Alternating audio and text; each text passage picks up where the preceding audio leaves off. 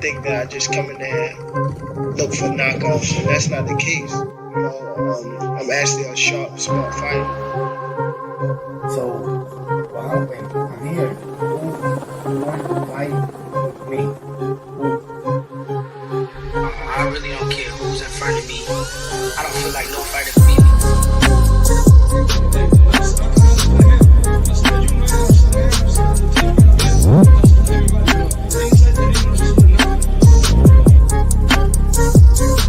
My goal is to demolish everybody, to be honest. Everybody that's in my way.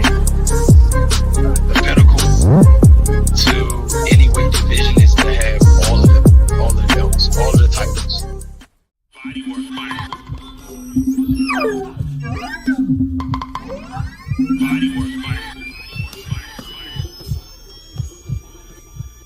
Welcome to Body Work.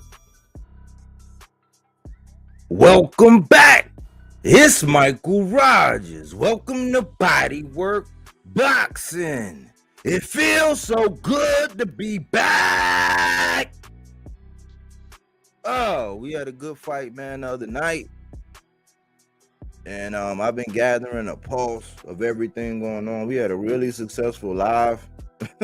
The other day, I didn't know that many eyeballs actually came in the building, man. I appreciate everybody who showed up and gave their support, whether it was a like, a share. I don't know how I got that much traffic, but I really appreciate everybody who took time to listen to it. And we actually called that fight. You know, I'm not sure how long this one is going to be, but I do want to get into this. I want to get into this whole ordeal with the aftermath of Beterbiev and Bivol, right?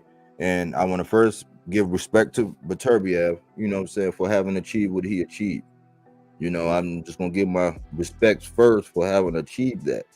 I don't agree with the decision, but I want to let everybody know. I'm going to go into the curriculum, and then we're going to come out and address this, but I want to let everybody know that I'm on something to where right now it's not because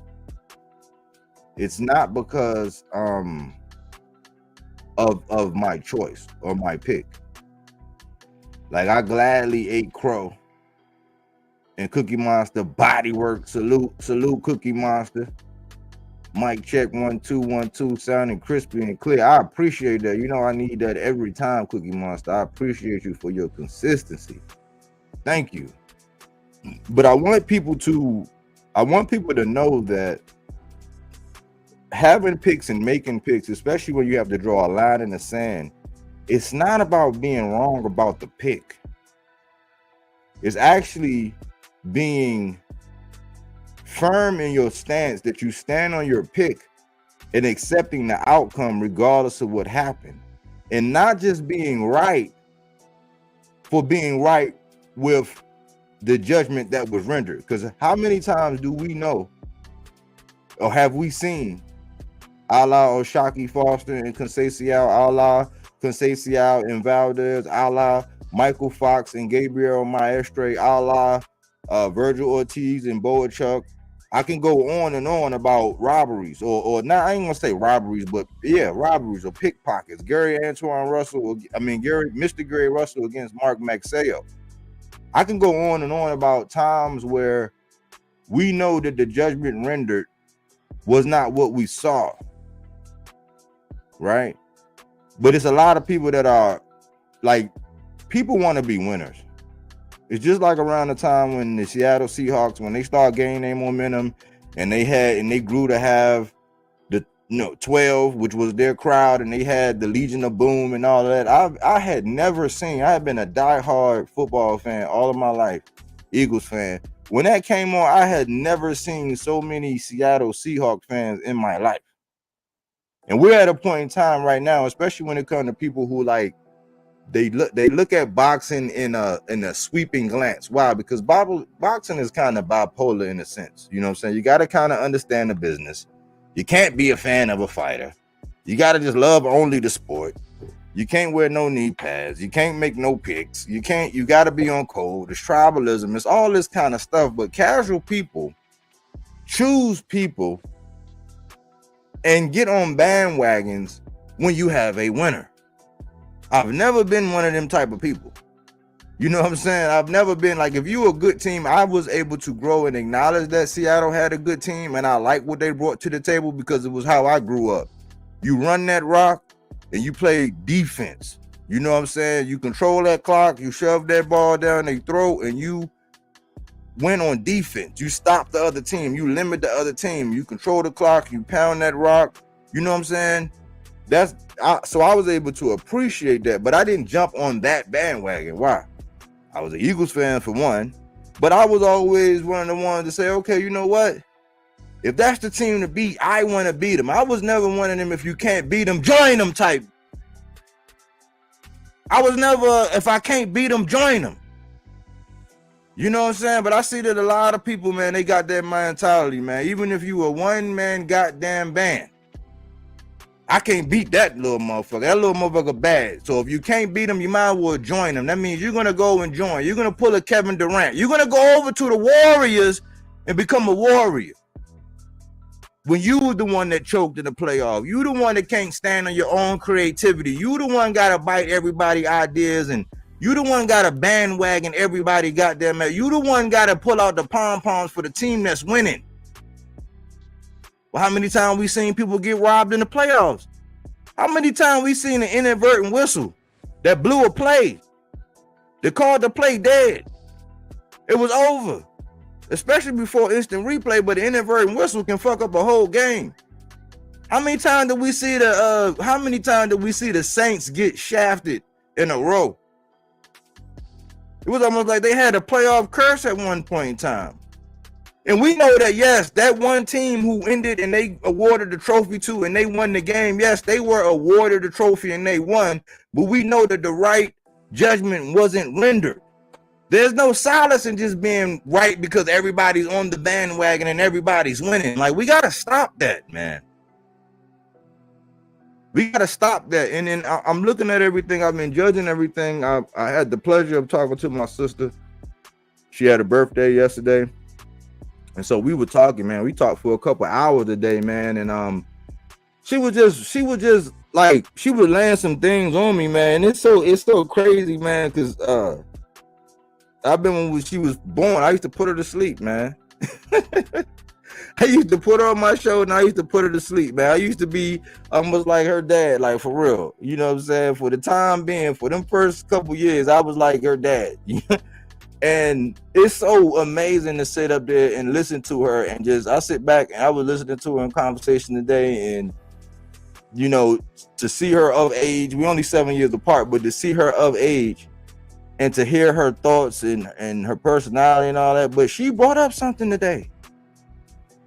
Yeah, and I knew about RACE baiting, but she brought up RAGE baiting.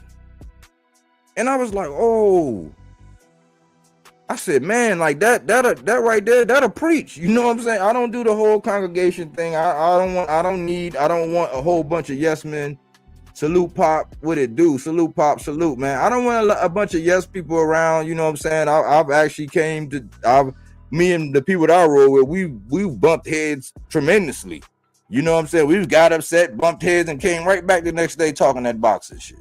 That's just me, though, because I don't want no yes men. Don't tell me everything. I'm going to start looking at you crazy if everything I say, oh, yeah, oh, yeah. No. I don't want that. I'm not one of them guys, and I'm not going to be one of those guys.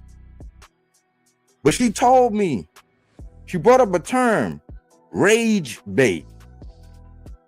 And I was like, wow, I didn't know how to really put it. I knew I was feeling it, you know what I'm saying, especially with the recent conversations around Teofimo Lopez and then some of the things that people are trying to play with, this across the pond stuff and this foreign entity and all these other things, you know what I'm saying? But I was trying to figure out what were people tapping into that were getting people to react a certain way. And she introduced it. She said rage baiting. And I said, oh man, I got to break that down in the curriculum.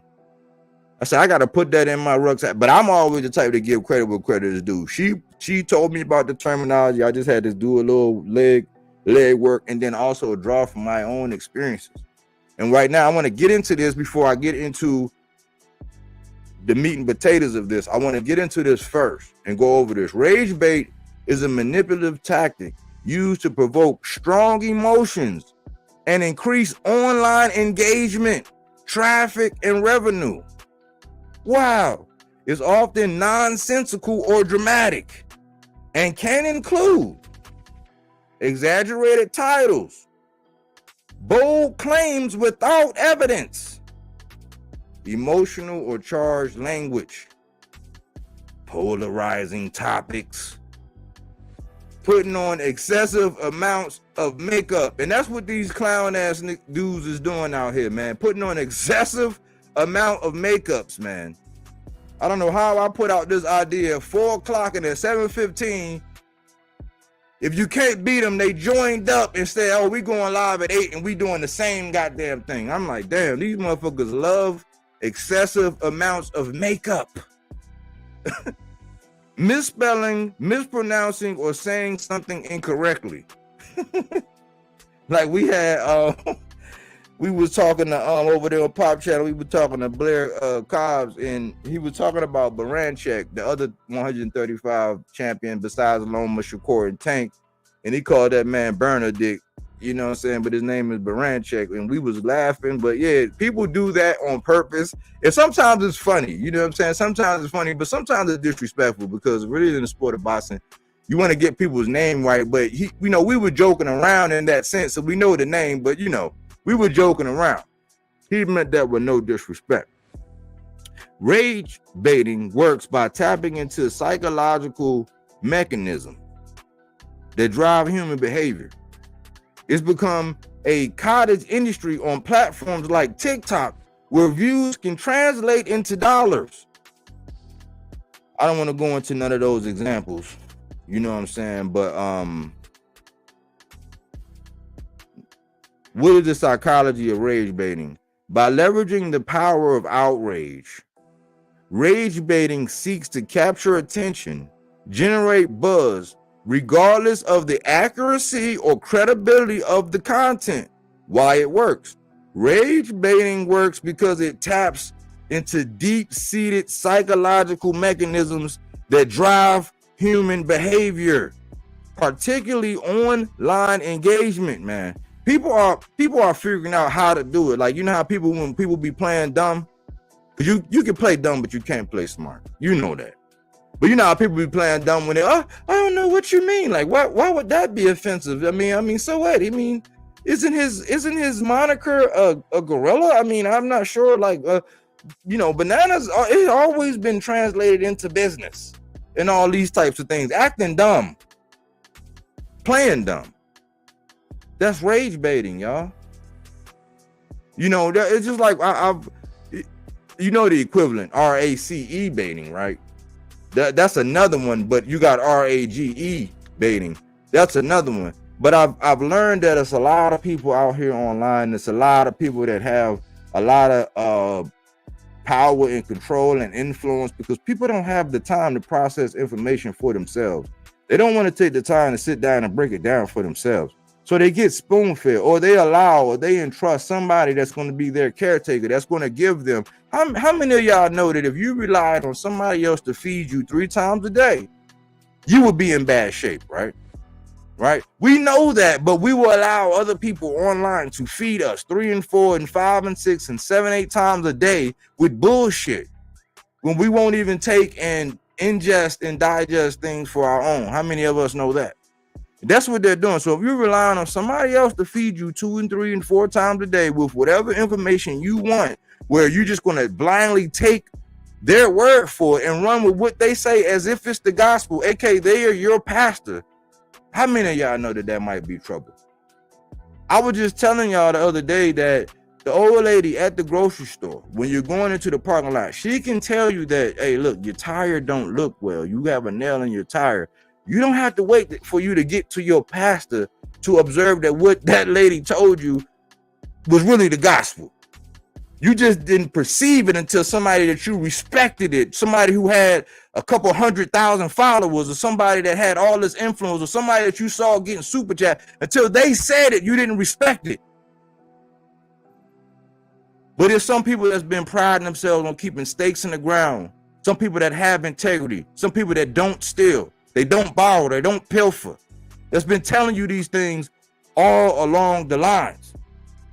Do not allow these people to trigger your emotions from rage baits. It's very controlled, because when they can grab that and they can twist or manipulate your emotions, you already know if somebody can control your emotions, they can control you, right? That's why I was trying to do it with a level head. When T.O. came out and said what he said, it's like, no, it's just like when somebody of a piece of paper color actually used that infamous N-word, right? With the hard ER at the end, right? Like, I no longer allow that to trigger me. Why? Because if I can allow that to trigger me, I can allow somebody to really grasp my emotions. It's gonna take a little bit more than that. It's gonna take a little bit. You might have to play with my money. You might have to mess with somebody in my family, or really touch something that I really care about. But online, we don't have that. Why? Because we can be our own little individual. I try not to be that. The same person you hear online is the same old me. I don't have to get in character. I say, welcome back. It's Michael Rogers. And welcome to Bodywork Boxing. Bodywork Boxing is the channel. The nickname might be Body, but I tell you every time, Michael Rogers, I'm not getting in character when I come online. So I try not to say things that's going to get you embroiled in range and things like that. That's why when T.O. said the things that he said, I said, look, man, I'm not going to allow him to control me through these statements. I do think that there needs to be a firm push up against what he's saying.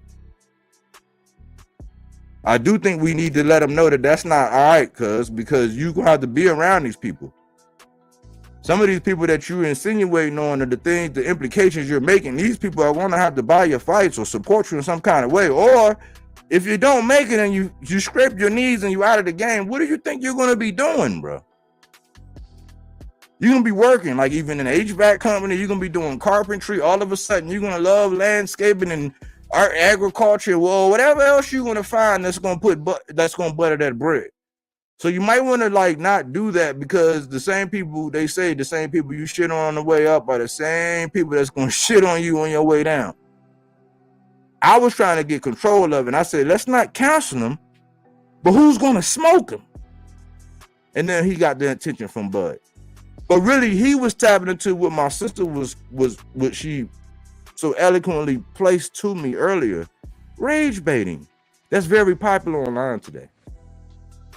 If they can evoke an emotion, get you all enraged. And I saw this coming up into this fight. So let me bring it all home. Bring it all home, Mike. Well, if you listen, I'm going to tell you, right? I'm going to bring it home. I'm going to make it all make sense. When I was looking at this fight, right? When I was coming up on this, right? And this was the thumbnail, right? And this was the thumbnail for the other day, right? Coming up into this fight, like the day, like a day before, the day of, people started getting real crazy with the stuff that they were saying, right? People were out here saying stuff like, only reason why you picking Bivol is because all the experts did. But last time I checked, Bivol wasn't the favorite. Beterbiev was the favorite. When I was checking, all the odds were crazy. So, like, Bivol going into it, people were reasoning that Bivol was the underdog, pretty much, because everybody was having all these glowing praises of Beterbiev. And I said, man, listen, this is the closest thing that we're going to see in a long time, where going into the fight as 50-50, and it'll probably look 50-50. It'll actually be a fight that actually looked 50-50, and it lived up to every piece, every part of that. But I saw how people were getting all quippy and getting all, and I said, man, hold on. You know what? They're going to make the verdict of this. They're going to make the verdict of this situation very toxic. Why? Because it's the rage. It's where people come in. People want their pound of flesh. They outside with the knives and the pitchforks no matter what. We can get a great fight. They're going to find something else to argue about. Instead of appreciating that the fight went off without a hitch, yes, the decision might have been controversial. Was it a robbery? I can't say robbery, but I'm just gonna say I don't think the right decision was rendered. But when it's that close, I can't flat out say robbery, because you have, just like in the confines of law, you have these little gray areas where you have these little liberties that you can take, where you can lean a little bit to the left or lean a little bit to the right, but they give you a little wiggle room. So depending on how you judge that fight and what you saw or what you appreciated in the fight, you could have saw it either way. Now I'm gonna show you this. I'm gonna show you what Limpinet said. This is what Limpinet said, and then I'm gonna get to this article, and then I'm gonna come out and we're gonna talk about this. But this is what Limpinet said. This is Limpinet.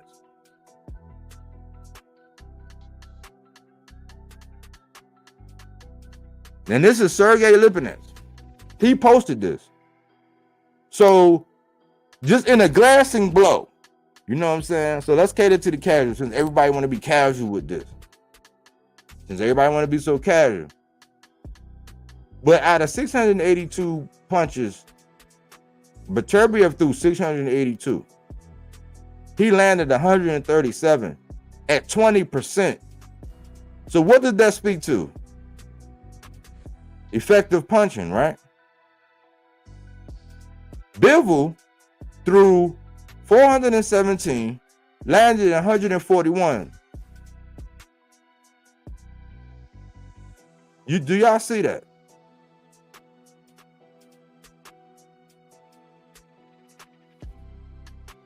What's that? 265? What's that? Yeah, about 265. 265 less and still landed 4 more at a 34% clip, right?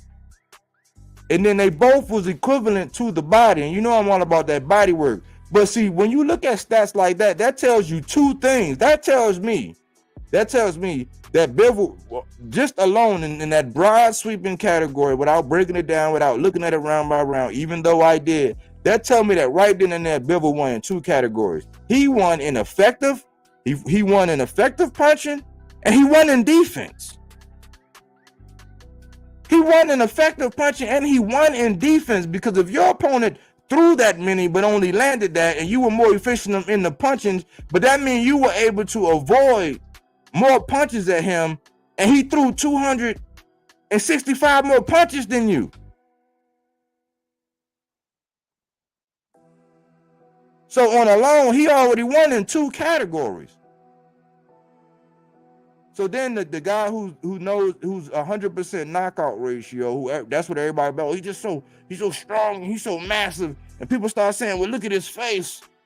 Well, if you look at Bivol right here, he already has something in this picture. He already got a little something under that eye. It might be scar tissue, I don't know, but it's naturally going to bubble up a little bit. Everybody, oh man, he got hit. And what I'm saying is, I'm not outraged by the decision. I'm just outraged by all these bandwagon ass people who really are just, who wants to, like, this is not as bad as the Spence and Bud stuff afterwards, when everybody gloated about that, when I'm like, well, move on. 2 great, one person went in there with 3 straps. That was Earl. So Earl was in the spot where Beterbiev was, where Earl had the 3 straps, and Bud came in with the 1 strap. Only Earl get treated like shit because he lost. He got stopped, what, in the 9th, I guess? He got stopped. So it was the fight went different. But the level of respect still should have been the same. Because they were both gladiators. That was like, they were saying that was the best fight we could have got at 147 for a long time. They were saying that since the Pacquiao Mayweather thing. So I'm over like the decision. Like the decision is the decision. Like it wasn't bad. Like no, neither one of them had nothing to. Beterbiev said that he felt bad after the fight. Bill said I could have did more after the fight, but he handled it. I was gonna do a video this morning or yesterday evening actually, but I was gonna do a video about Bivol called "Amazing Grace," because if we can learn anything from a champion, what we can learn from how Bivol handled that whole ordeal, is that he handled it with amazing grace. What else do you want? Oh yeah, I'm looking forward to what the future be. He's like, I don't deny the decision. He said everything that you can say as a champion. A consummate professional, handled it with class, even all the things he was going up against. So we gotta applaud these guys for not only getting it on, giving us a fight, you know what I'm saying, and handling everything in the way they handle. All these bandwagon ass people that just for the sake of saying they were right, gloating and whatever. This is the era that we living in boxing right now in 2024. It's not about the actual sweet science. It's not about seeing the best fight the best. It's not about that, because when we get that, they make it about something else. So you gotta understand, it's two different worlds. It's the shit that's happening in boxing, right? It's the shit that's happening in boxing as far as us getting the fights and this person fighting that person, and then it's the online, the YouTube shit, the messiness, the backbiting, the controversy, the rage baiting, all of that shit that goes along with YouTube. That's going on too. That's a separate reality from two people getting in the ring. I want y'all to understand that. So when the conversations around this start getting off into other things and all this other stuff, and it don't equate to getting more fights like this, you may be a victim of being enticed, baited in, suckered in to some rage baiting. Don't do it, man. Don't allow your fandemonium to get you all out of whack because you was a diehard Bivol fan and you don't think they rendered, or you really thought that Beterbiev didn't win, and even though you was rooting for Beterbiev, you didn't. So now you want to just, no, man. Like, this is what happens, man. It's part of the sport, man. Act like you've won something before, man. Act like you've been a part of something before. We witnessed greatness. And this is going to lead me to my next point. Because I know y'all wondering, well, what's this about? Run that back ASAP. Run it back. Run it back ASAP, says Sugar Daddy Sheik. And we're going to talk about that. He said, run it back ASAP. You know what I'm saying? Often imitated, never duplicated. You heard it here first. Contrary to people who wanted, you know what I'm saying? Contrary to these mother suckers. Let's look at this, y'all.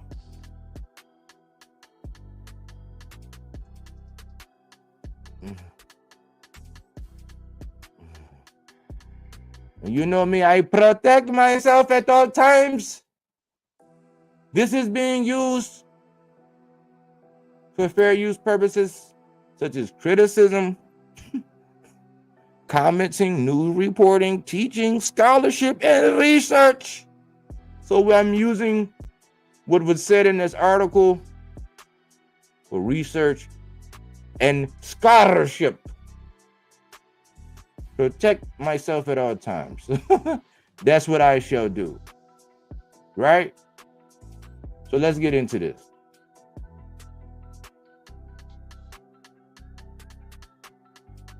KO. This is KO right here. Judy Rodick wrote this. I don't think the result is fair, in my opinion, says Al-Sheikh. He now wants a rematch of Bivol versus Beterbiev. Eddie Hearn supports call for rematch between Bivol and Beterbiev. And you see the Sheik, man. He looking like he's not. Listen, Turki Al-Sheikh expresses disappointment with the outcome of Bivol versus Beterbiev and calls for another bout. That image is given credit by Victor Frail Iman. You know what I'm saying? So you talking about the guy who put all of this together. The guy who put all of this together, the guy who put on the show says this, right? So what you look like arguing with somebody online when the guy who put on the show, the guy who made it all possible, the one thing I give him credit for getting this fight all the way across the line and allowing us to be able to witness history at this present day and time, I give him full credit for it. He said he wasn't happy. Let's get into it. Last week in the bout for Undisputed Lightweight Heavyweight world title happened between Artur Beterbiev alongside Dmitry Bivol.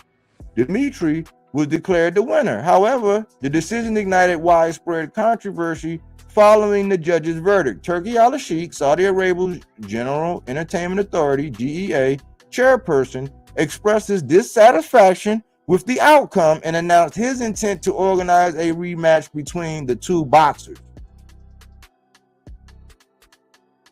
During the clash, Beterbiev deployed his signature aggressive model, landing powerful punches while Bivol maintained control of the ring with his tactical style. After the judges announced Beterbiev the victor, several people disagreed with the ruling, entailing experts, professional boxers, as well as noticeable Saudi sports personalities. I don't think the result is fair in my opinion, said Al-Sheikh, Turkey, as he exited the ringside at Kingdom Arena in Riyadh, Saudi Arabia. Al-Sheikh described the fight one of the greatest in the last 20 years, but expressed his disagreement with the result. He indicated that he would push for a rematch between the two fighters. I believe this was one of the greatest fights of the past 20 years, but in my view, the results was unfair. These two fighters are like brothers to me, but I think Bivol won by 2 rounds. I will focus on trying to organize a rematch. If they agree, we will make it happen, stated Turkey. Al-Sheikh is the boxing's most important personalities at the moment. Must make it perfectly clear to Beterbiev and his promoters with Bob Arum's Top Rank Inc. that it isn't just that he is willing to fully fund Beterbiev versus Bivol. They should be informed that a Bivol rematch is the only bout of Beterbiev for which he is willing to pay. Read between the lines, guys.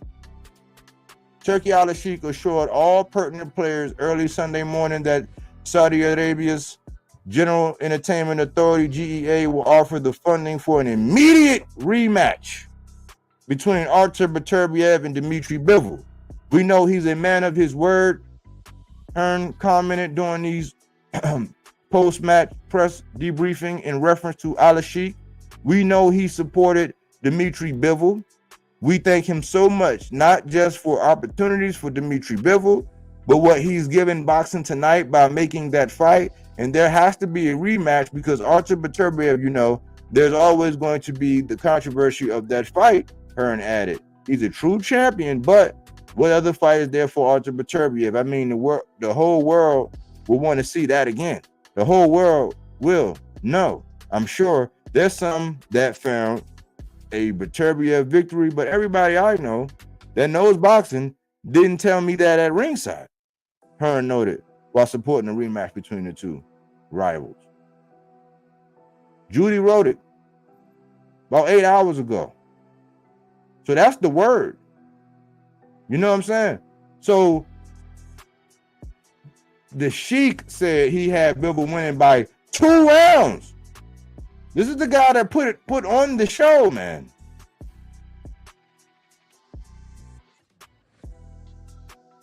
So what you look like arguing with somebody online about the verdict? It's like the verdict was the verdict, and the way Bivol handled it, he handled it with amazing grace. That's why Dmitry Bivol will forever be one of my favorite boxers, man. Nothing but a class act, man. The way he handled it, the way he did everything, nothing but a class act. My hat goes off to Beterbiev for what he was able to accomplish. He made history, but Bivol is a A1 class act, bro. The way he handled everything, the way he continues to handle everything. So professional. So many boxers could learn from that. But instead, you got a whole bunch of idiots online riding around because they feel like they done been a part of winning something when they ain't get shit for it. There ain't not one cut, not one red hot cent, not one nickel. We had people, we had Egghead. This Egghead came up. Egghead had just told us, this guy right here, this guy, the masturbator, he came out and told us that this fight didn't have any U.S. implications. The night before the fight, he said, oh man, this is a classic fight. And since then, that he couldn't talk about anything else. Politics as usual, man. You know what I'm saying? Remember, Humpty Dumpty had a great fall, man. You know what I'm saying? Let's just remember that. So, this is where I'm at with it. I agree. I said when I did my breakdown, I said, look, we don't know what we're going to get. I said, for all we know, this could be a trilogy. We don't know. But don't be one of these people, because I told y'all. Now I can show y'all how they do this in other aspects. Now I'm gonna show you, because it might not pop up. Like it might be in disguise. But this is what they always doing, right? The powers that be, they're always doing this to it. They're always using this divide and conquer. So you got some people that's Team Norman that hate the innocents, and the innocents hate the boots, and you a fan, and you, since you like Shakur, you hate Tank, and you down with Tank, you live in the zip code, so you hate Shakur. They are famous for doing that. They're starting to do this shit with everything. It's not just who has the best point, who has the most sound logic. It's who can trigger the most emotions, right? Who can get people to feel like they're a part of something, right? And if you're on this side of the conversation, you're winning, right? Even though you can be dead wrong. Don't let them do this. And that's what they're doing with this fight. They're trying to make it seem like we gotta be one side. Oh man, I can't believe you would say, man, get the fuck out of here. You just saying that. Like people like Shakur was taking shots. People like Tank was taking shots. I'm like, how are they taking shots? Like this thing got nothing to do with them. But people want to be so divided.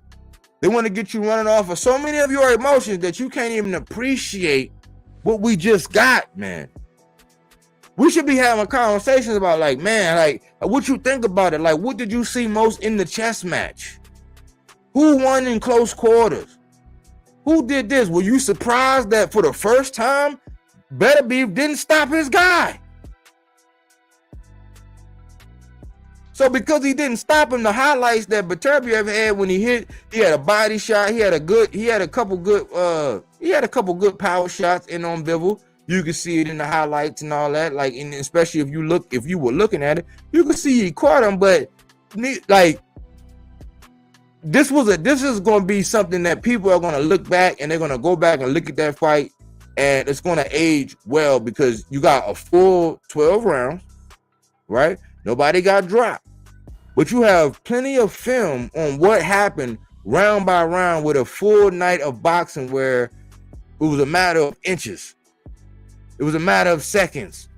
It was the full ebb and flow. Okay, this onslaught. Okay, let me move. Okay, he's going for this. It was a high-speed chess match that everybody is overlooking and underappreciating, because they want the victory of having a side. The fans won.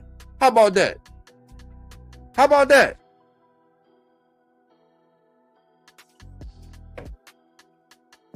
Can we say that? The fans won, man. Nobody lost. Nobody lost. And everybody I heard said that fight could have been a draw. With a fight that close and people bickering and going back and forth for hours on end and cursing each other out over some shit like this, it's like you missed the point.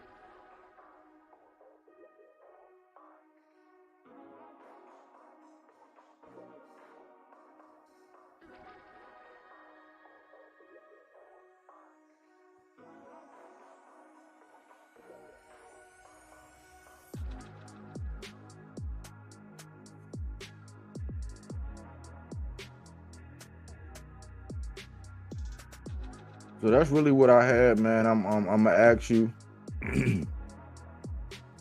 or compel you to, man, support the channel, man. Hit the like button. Subscribe to the channel. Remember, I tell you that this is fruits and veggies, not that Reggie. This is fact-based content, not opinion-based.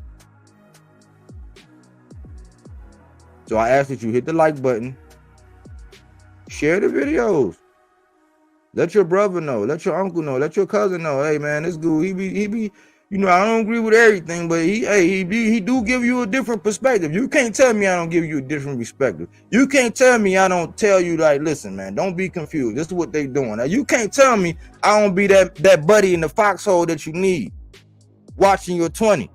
You know what I'm saying? You can't tell me that I'm not that guy that's actually sitting back telling you, walking you down, putting stakes in the ground for the blue collar guys, and telling you how these people be playing us out here all the time online. You can't tell me I don't do that. You can't tell me that you don't see my shit everywhere else on all these other channels. You can't tell me you don't see that. I can't do nothing about it. All I can do is be me. Support this channel. Support the little guys. Support the small channels who don't get the notoriety, who only want what's good for boxing. who want the longevity of the sport, who care about the conversation around boxing. This is one of the places where you might have to stop on your track and think about some shit before you get ready to send that addy or pull up on that. You know what I'm saying? Because that's not all about that. This is it should be all intellectual, but if you guard yourself and you arm yourself with what you need, and you actually use your critical thinking skills, you know, the thing that they've actually convinced us that we really don't need to do, we just need to just blindly just walk the path that everybody land. Like, take the highway all the time. We all know that big broad highway ain't the place, ain't always the best way to get from A to B. It might can contain the most traffic, but for you and the path you going, it might not be the route that you need to take. Read between the lines. Support the small guys, man.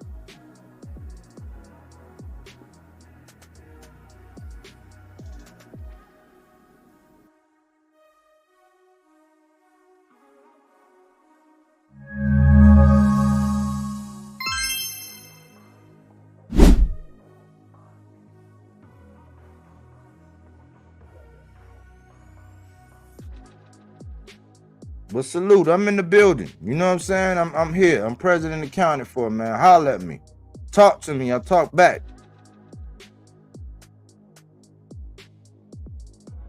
Johnny Allison, body work. What's up? Bivol won that boxing match, but it was very, very close. Salute. I appreciate you for coming back, Johnny. Yeah, we talked about it, man. He did. Like, and I appreciate you saying that, man. I mean, that's not a popular thing. That's not really a popular thing to say right now. You know what I'm saying? But it's the truth. I appreciate you. Salute. Salute. Let's see.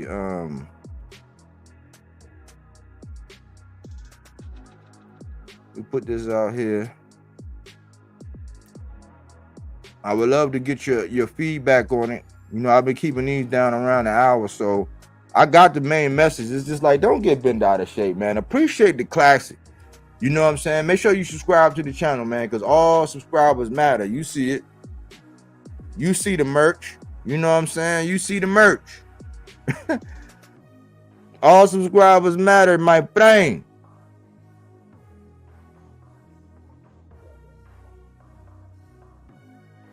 But yeah, man, don't get tossed around like a rag doll out here in these YouTube streets, man. It's a lot of people jockeying for positions. It's a lot of people thinking that we got to step on each other, that we can't get along. It's like, no, we sat back and thought about it.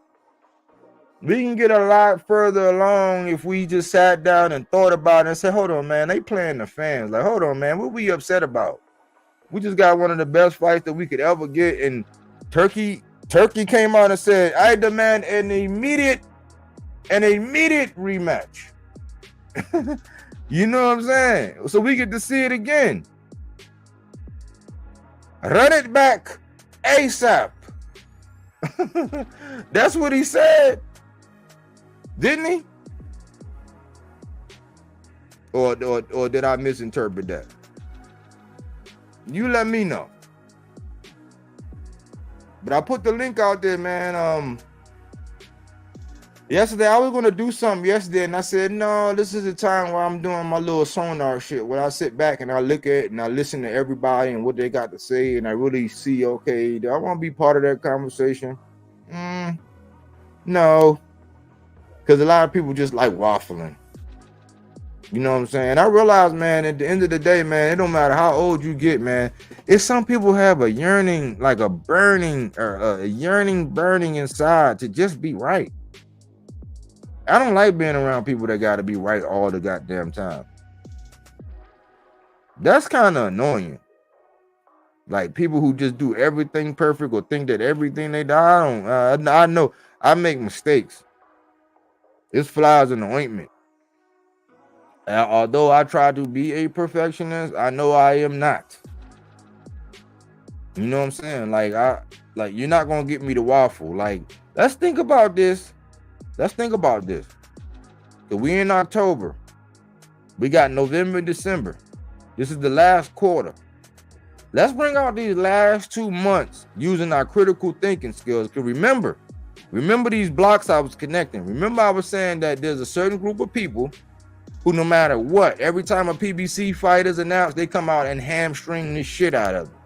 Like when we thought that David Morrell and David Beterbiev was gonna get it on, I came on and did that video, and I said, man, it seemed like as soon as the news came out that it might happen, I said it's almost like the Grinch came out and they tried to steal it away, and I did that thumbnail with the Grinch and David, and then guess what happened? 2 weeks later, they announced it. Those same people came back and got paid, rage baiting everybody about it. Be smart, my friends. Don't get played, man, because once you know, like, I don't know, man. I've always wanted to type, man, I would rather you, well, you probably shouldn't do it. I was going to say, I would rather you punch me in the face. But I'm like, no, you probably wouldn't want to do that. But just an example, I would say, jokingly, I would probably rather you punch me in the face than for you to insult my intelligence. Almost. I just wouldn't try that shit. You know what I'm saying? I just wouldn't try it. But that's about how I feel. So stop letting these guys insult your intelligence, man. You know, and one thing I can say, I give Turki, I give Turki a lot of flack. I give Eddie a lot of flack. And you know why? Because they are dipping over here into they're dipping into the American market where I am, where I have fighters that I like, that I talk about, right? So when they dipped over here and got Boots, when they dipped over here and got Shakur, when they dipped over here and got Richardson Hitchens, Tito Mercado, as you dip Ammo Williams, Ray Ford, like you name any of these guys, I'm a fan of those guys. So when you come over, when you dip over here and you bring them over there, and I look at what's going on and where they at and what's happening, yes, I'm gonna be concerned about what happened. That don't mean I got no knee pads on. It's just like, no, and that don't mean that I think that everything you're doing is wrong. It's just, no, we're using our critical thinking skills. We're giving an honest assessment about what are you doing with these guys' career. Sabril Matias was a big one. Regis Prograis was a big one. These guys have come over and got all this talent, acquired this talent. They've been under their care. So we've been watching this stuff play out, right? And nobody wanted to be critical at first. And I was giving them, I said, okay, well, are these guys, this was the thumbnail right here. When I first brought it out, and I see a lot of people in this lane now, you know what I'm saying? They won't put nothing in my super chat or on my cash app for it. But I see a lot of people in this vein. In this vein right here. I was talking about him. Who's your daddy? But when I asked this question, are they making American boxing great again? As an American boxing fan, I thought I had the right to ask. And I gave them a 3 out of 5 for that. Why? And I said part of it is because they're putting money in these guys' pocket. So we see that they're putting money in these guys' pocket. If they're guys that I like, I'm happy that they're putting money in those guys' pocket. But as far as American boxing, looking at everything big picture wise, were they great for it? And I said, well, I have to give them a 3 out of 5. Because you got to give them time to grow. It's just like when you get a franchise quarterback and a new coach. You're not going to win in the first 2 years. It's very rare that you will. But you're looking at 5 years minimum before you get to the big show. And you might get there and implode and then have to get back either the next year or a year later, and then you'll win. You see that happen a lot in football. But I was giving an honest assessment, and it wasn't hating. So I gave Turki a lot of criticism for what he was doing, because I said, you know what, in some ways it looked like he's getting in the way of some of the American boxing. But I have to tip my hat for him and the resurgence he gave to the heavyweight division.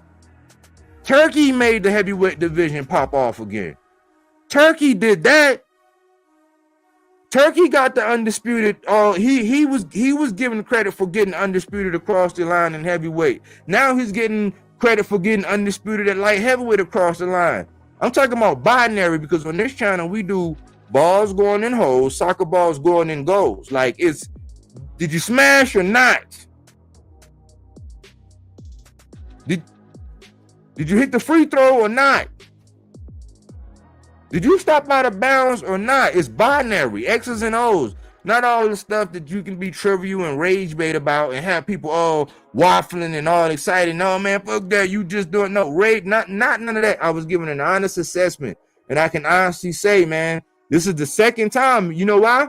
Because even though Virgil is one of my guys, he's the piranha in my boxes to watch. If you look at that intro, Virgil Ortiz is in the intro. He's one of my guys. When he fought Belichick, even though he won, I felt like Belichick won. Turkey said the same thing. Nah, I don't agree. He said, no, I don't. Just like with this one, even though he put on all the show and I would deem that he say they both his brothers, but I think that it's more, yeah, I don't know. I would lean towards him being more of like a Beterbiev guy. Everybody know that was his guy. But for him to come out and say, no, I don't agree with it. And you can clearly see, that he expressed his disdain for that. Just like when the Dubois and the whole Anthony Joshua, like he was pissed. He couldn't hold back. He actually showed. I think he really likes boxing. I think he do. You know what I'm saying? I'm not sure how long he's going to be in it. But I'm not one of them ones that's just going to shit on you when you ain't doing nothing right. Even though I don't think I shitted on him. I think I gave him an honest assessment. But I'm also going to give you your salute for actually getting stuff across the line and being transparent. It's almost like now Turkey being all transparent and he's being all honest about it. And people online who just want to gloat for being a bandwagon winner are just online gloating. And Turkey didn't see it like that. All these other people didn't see it like that. So I have to salute him for getting it across the line and giving us Undisputed at heavyweight, reigniting the heavyweight division, and also getting the light heavyweight Undisputed again. You know what I'm saying? He did pump life into it. Those are the things I give him credit for. All that other shit that people be trying to do and say what he doing and what he is and how, like, okay, yeah, that's cool. But to me, looking at it binary-wise, X's and O's, balls going in holes, soccer balls going in goals, you know what I'm saying? All of that's overboard. He has put a stamp on the game. He's given us some history. So I got to salute him for that. You know what I'm saying? I'm just saying, listen, y'all gonna be out here in these YouTube streets and y'all gonna be having these boxing conversations. You know what I'm saying? Then let's be responsible about it, man. And don't get baited around. I actually picked Frazier Clark to beat Wardley. Fabio Wardley's a beast and a top 10 heavyweight easily. I've been liking Fabio Wardley. I thought him and Gerald Anderson was on a crash collision. I'm not sure right now. Fabio Wardley still got he get hit a lot, you know what I'm saying? And I'm not gonna put too much in Frazier, you know what I'm saying? It was his second bite at the apple. If you anything like Jermell Charlo, if you have a rematch, Jermell Charlo's finishing you. You know what I'm saying? It's only a couple people that where if they got a rematch, they finishing you. Jermell Charlo has a record, so he might be one of them guys where if he get a second shot, you know what I'm saying? Like if you a sniper, you know what I'm saying? You missed that first time. It's very seldom you gonna miss that second one. He might be like that, Adam. But salute. Thanks for your comment. A lot of people are saying the Beterbiev fight was a robbery. Judges don't just on one thing. The impact of the punches means something. That's one aspect. Body reactions, but when you say body reactions, I mean, that's like people trying to gauge a knockdown. Oh, that was just a flash knockdown. Oh, he wasn't out. He wasn't. So if you fall down, and when you fall down, you can't guard your face, or when you fall down and you fall backwards, and your arm is behind you, and you land on your shoulder, it's like, is that a different kind of knockdown? You can say the impact of punches and all that, yes, but as far as efficiency, Bivol won. As far as defense, Bivol won. Ring generalship is where everybody calls into question. And if you missed that many times when you chose to be aggressive, how effective was your aggression? That's the third category.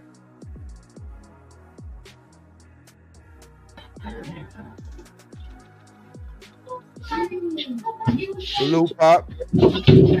Salute, bro. Keep cooking. We use on the third category, go to the fourth. Ring generalship and defense. Defense, ring generalship, effective punching, and effective aggression. So when you decided to, because you hit this guy at will, I can't say that. because you outthrew him by 200 and something points, but by 265 punches, but he actually outlanded you. Like, so when he was aggressive, when he chose to be aggressive, was it effective or was it just aggressive? And this is something I've been talking about for a while now. I said, man, I think I was telling my old head this a while ago. It's been about 2 years. It's been about 2 years ago. I said, man, we got to start looking at how judges are judging. I said, because now they are starting to give more credit to the person that's bringing the action or the one that they perceive as bringing the action. And I always question, I'm like, well, you could be bringing the action, but if you're coming in and you're pressing the fight, but you're throwing and missing a lot, how is that? Like the Conceição and Oshaki. Like Conceição was coming forward, but like I think he was like 17% overall. I mean, he wasn't even 1 out of 5. I mean, yeah, I came through and I threw 6 punches and only one of them motherfuckers landed. Yo, remember when I had that show and we was talking about they tired of the slick black fighter? Yeah. Don't matter. Like when I said that, I didn't really mean that you had to be black. Like, let's be real. Bivol is Russian. He's half Russian, half Korean. And ain't about to give his goddamn Russian I mean, everything in the world was going against Bivol. Like, Bivol didn't lose that fucking fight, man. And I picked Beterbiev. Yeah. We watching this fight, we scoring that fight. Bro, this was on your show. I literally want you to go back and timestamp it. Drop that and drop that short. When I said, I'm giving Beterbiev that damn round. You know what I'm saying? Like, he didn't win that fucking round.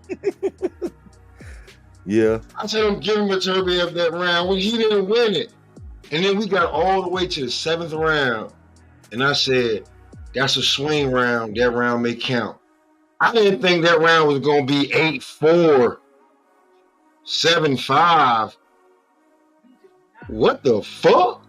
That's what I said. Like, you started getting around when you start saying this man won 7 or 8 rounds. Like, if you expect anybody that's saying he won 8, I really can't sit down and talk to you, man. I can't fuck with you, bro. You said he won 8 rounds. I can't see more than. I can't, man. And I'm not even gonna say I had an inherent bias. I just thought Bivol would win. My whole thing was I need them both to get knocked down for me to make some bread. Because that was the only way. So I really didn't care about. I just did that to try to make some bread. It didn't bother me who won. I'm just saying with what I saw and what actually happened, bro. Like, anybody with a good set of eyes, man, and some integrity, no, Bivol won that fight. Bro. Fight for fight, win for win. If you had to bet somebody, yo, he gonna beat him, Bivol won that fight. If you want to score it off of, like, if you would have put up, like, if you'd have put up 2 blank people, put them stats up, it'd have been like Bivol stats won that fight.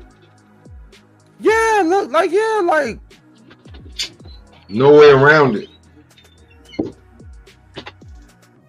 You can't. No way around it. Let me see. If you put that shit up and it's 2 blank people, no way around it, Bivol won that fight. If you want to score it on the 4, because 25, 25, 25, 25 equals 100.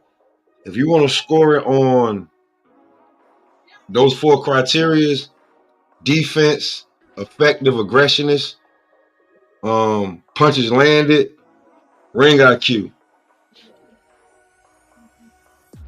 Which one did Beterbiev win?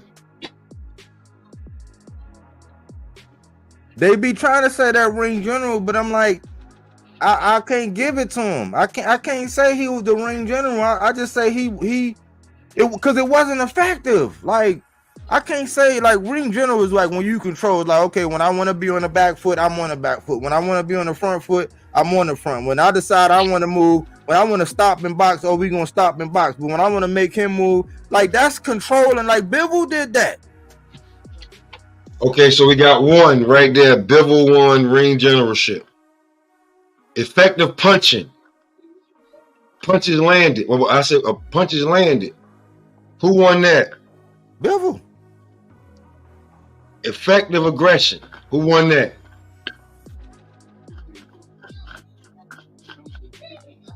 That's pretty much tied. The way we was watching the fight, that's pretty much tied. And certain shit was going on with my shit, so I kept falling off. But effective aggression, I mean, if you want to give it to Beterbiev, it's by a small margin. Okay. Defense.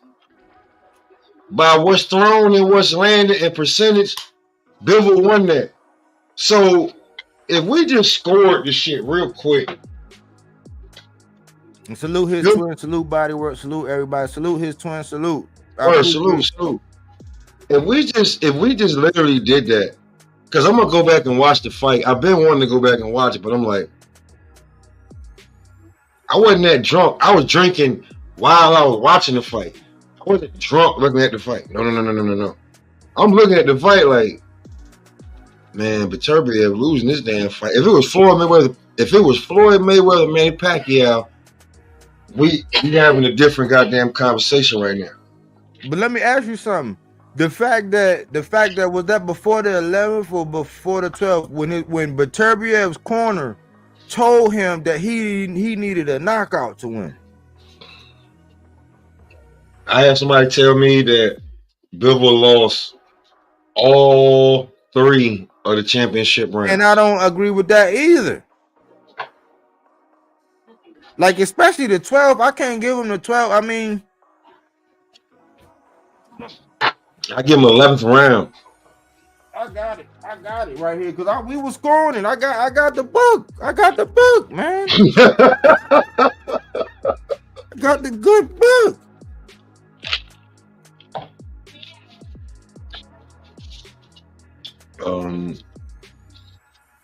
That man, and I picked Beterbiev to win that fight. When they yelled out Artur Beterbiev, bro, I had the same feeling in my stomach when Devin Haney beat Lomachenko. Not gonna lie to you. I knew that was in the cards, man. So now I'm starting to kind of, unless a guy take it out of the judge's hands and they spike somebody like what Daniel Dubois did, unless that happens where they don't let the business of boxing, I'm starting to get an eerie feeling before all of these fights to where I can tell who gonna win the fight by the business of boxing if it go the distance. And I knew it was in the cards for Beterbiev, which I mean, he had 3 of the straps. Everybody was saying he was this, he was that, which is cool. I have no problem with Beterbiev. I have no problem with him. I'm just saying, as far as I knew that's what the stars was aligning for that to happen. It just looked like Bivol was bad for business, man. He was a smooth criminal, man. I don't understand how he's bad for business. Why? Because baby mom was gonna be talking shit. Fuck that bird ass bitch. Yeah, when I when I say bad for business, I'm saying like as far as because I think just me personally, just looking at it from the outside, I think Turkey I would think he gravitate more towards the guy who won, man. I think, but no, because when he said hold on, I had Bivol winning at least 2 more rounds. 2 rounds. He said 2 rounds. The guy who put it on said 2 rounds. And I said, see, I'm that kind of guy. Like, who was that? It was, who was that, man? I was going for somebody, and I said, nah, dog. I was like, even though I wanted them to win, I said they did not win that fight. I'm that kind of person. Like, I'm not going to do that, bro, because it's just like with the Al-Sheikh stuff, man. Because I know it some people, like, it might have been more weighted on Al-Sheikh. It looked like he bouncing back. But for some people there, they might be going back to the streets or something. Like, you got to get this. We got to get the right decisions, because some people, man, they're not going to have the prestige to be able to do it again. Some people might. Bro, we was watching that fight. I swear to God. Huh? Swear to God. My just like yours, me and my wife, we basketball, football. Like she'll watch football. She had a team. At one point, it was Jacksonville. That's when Jalen Ramsey was there. And all of them when they had the hit squad. And then when they broke that hit squad up, she was like, "Oh, I don't fuck with them no more." Like she seen it, she was like, "Nope." So we watching the fight, and I fell asleep. She said, "Babe, look, they just robbed him." I fell asleep round like round 8, 9. So she scored championship rounds. She woke me up. She said, "Babe, they just robbed the guy with the braids." When I was watching the Tyson Fury Usyk fight, I'm like, Usyk can't hurt him. I started to fall asleep. As soon as Usyk rocked him, she woke me up like not like a like, nigga, get the fuck up. He falling around the ring. I woke up like, oh shit, Usyk done caught him. That's how like we watch this shit. Cause if it get boring, I'm like, it's being for real. So when it came to that shit, bro, like we was watching the damn the Beterbiev fight, and she was like, "Babe, who you pick?" I said, "I picked literally." I said, "I picked the nigga getting his ass whipped." Oh man, That's what an honor and a privilege. My man crushed and came through. Salute. I said, "I picked the nigga." I said, "I picked the nigga that's losing right now." Round 7 pulled up, and I was like, "Ooh, that's a swing round. I don't know what's going on." And then after that, it was like he was punching, but he's like punching the guard. I'm like, this shit. I'm like, this gonna be a draw. And then when I heard the card, I was like, not 8-4. I don't see 8-4 anywhere. You got 6-6, 7-5, cool. But 8-4, how much money did Bob pay you? Yeah. That's all I want to know. How much money you was paid from Top Rank, because the whole card was on DAZN, and then the main shit is on straight Top Rank. That shit was like, oh, we not losing. I was like, oh, something. The fix was in right there. Yeah, and I was like, there's no way Beterbiev won that fight 8-4. I can't give him no 8. Like But I cannot give him 8-4. Man, what you got on it, man? Man, I got the same thing, bro. That's the part I think where everybody in the is fucked up, and they're demanding a rematch because that whole 8-4, that 116, 112, that just doesn't make sense. Nobody saw that fight. You can't. I didn't see that fight. You feel what I'm saying? And I picked him to win. You feel what I'm saying? And Bivol is the guy I'm a real fan of. You feel what I'm saying? Bivol is on my top 10, but Beterbiev is not on my top 10 or my pound for pound. You feel what I'm saying? Mm-hmm. So at the end of the day, I was prepared to say whoever wins, but if someone was to stick a gun to my head, I'm going to say this, because I just don't see Mike. I see my guy outboxing him, but it's just the way this current trend is in with judging. If you can't make the other guy go backwards, the decision may not go your way. And right now, it's that trend that's happening like that. The fight I guess you was talking about was Shushu fight, when we was all in agreement that, yeah, Shushu, you got a gift right there, bro, because that was blatantly clear. So let me ask you something, because this was a top ranked fight, but the Edwin De Los Santos and Shakur fight, because it was clear that Edwin was the aggressor. How did they score? How did they render that? Because they set history. How did they render that with that low output in that? But it was clear that it was clear that De Los Santos was the aggressor. Yeah. So, in that situation, I would say it like this: if he would have threw at least 3 more punches per every round, De Los Santos could have got that victory. The problem was neither one of you guys are really throwing punches. So now you force the judges into a different perspective of, yeah, he's going backwards, but he's having the fight go where he wants it to go. If that shit even makes any sense, because you really can't give a legitimate, somewhat non-biased answer to the question you just asked if you had to compare the two. You got to really deep in and try to pull some shit out your ass that hopefully makes sense to say, you know, this is why De Los Santos didn't get the nod, and this is why Beterbiev did get the nod. Yeah, but I'm with Crush. I don't want my message to get misconstrued, man. I agree with Crush. He said, okay, judge gave him 2 extra points. Get over it. I didn't agree, but it is what it is. Yeah, I feel the same way. It is what it is. I just don't want people online to let this linger and not appreciate what we actually got. We got history. We got a classic. Don't make it to where people are not going to want to do it because you're going to try to, because there's nothing you can really shit on Bivol about after that. No, like, you can't shit on him. You can't, like, but people are taking liberty, say, see, told you he was hype. And I'm like, man, like, this is just, these gotta be the casuals. What my whole message is, we witnessed greatness. We got history. I'm putting a feather in Turkey Sheik cap, which is, you know, I'm a tough customer. So I'm giving them his saludos for getting undisputed at heavyweight. And he also get a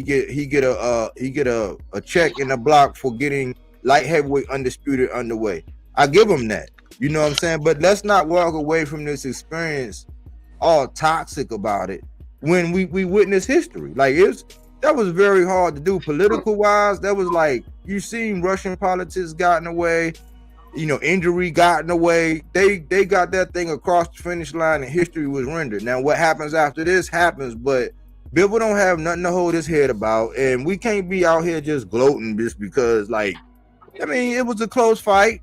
You know, I can't say robbery. Like, robbery is kind of harsh. I wouldn't say robbery. You know what I'm saying? But it is what it is. Like Crush said, it is what it is.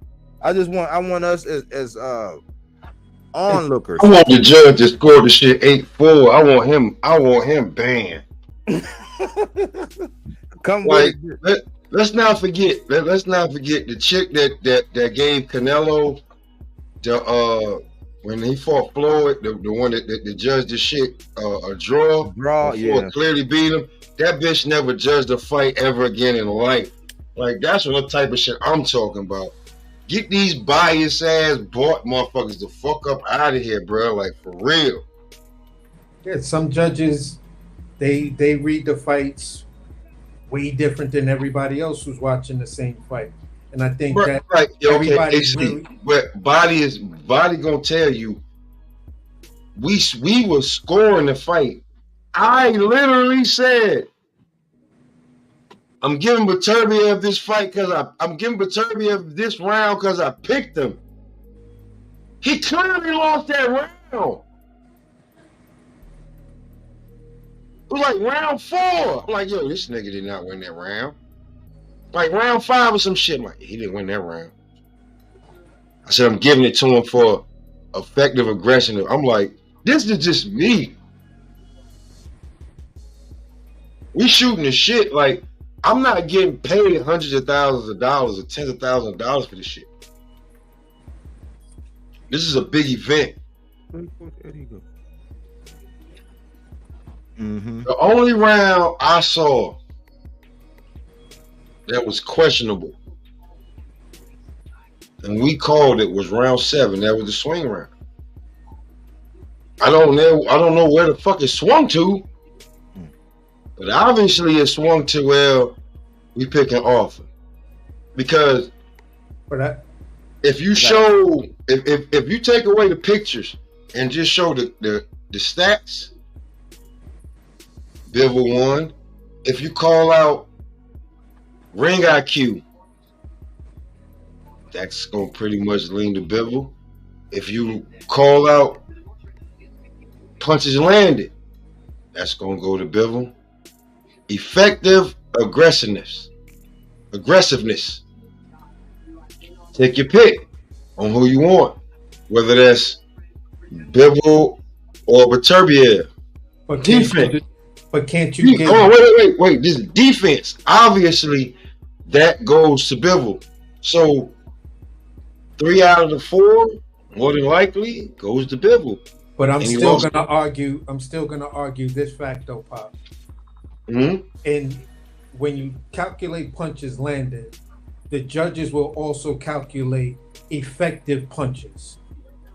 And when you look at it from the effective punching perspective, that goes into Beterbiev's column. He gets it. How? Because you got all right. Who was that? Mildred Taylor versus Chavez. Am I calling it right?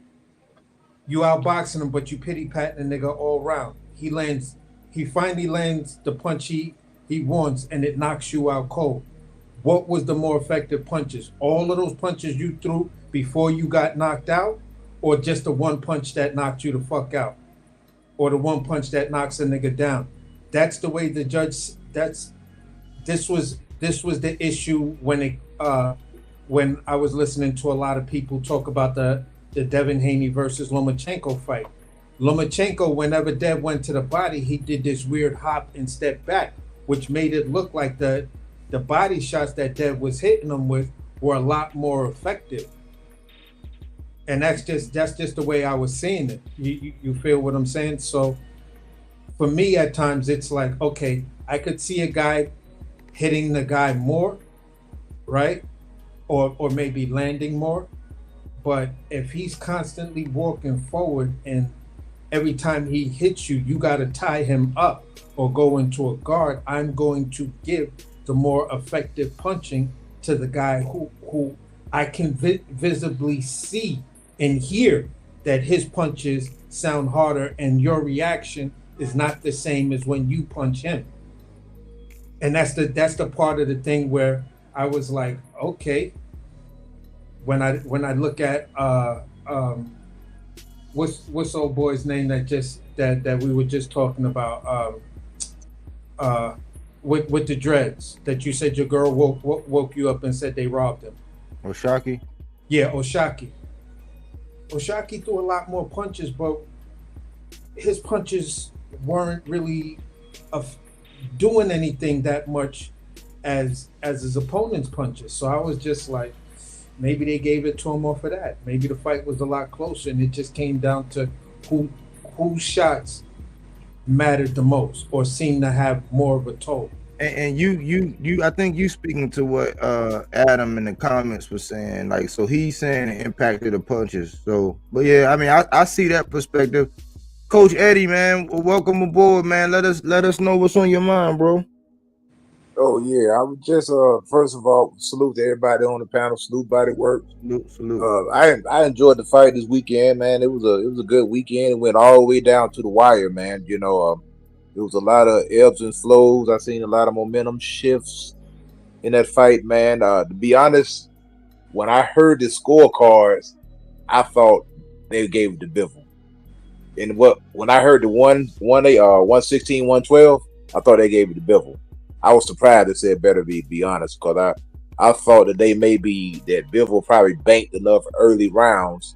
He kind of took off on Beterbiev, but then Beterbiev started walking him down later in the fight. You know what I'm saying? So as fans, we have a short memory, so we always look at the last 3 rounds. Like, let's say a guy just jumped out. I'm not saying this is the case. Let's say a guy jumped out 9-0. And then the guy picks up in the last 3, it'll seem like that guy actually won the fight, but he didn't win the boxing match. You know what I'm saying? Like, you could literally win 10 rounds and get hurt in the 11th and 12th round really bad and still win a decision. I got an example of that, Coach. Yeah.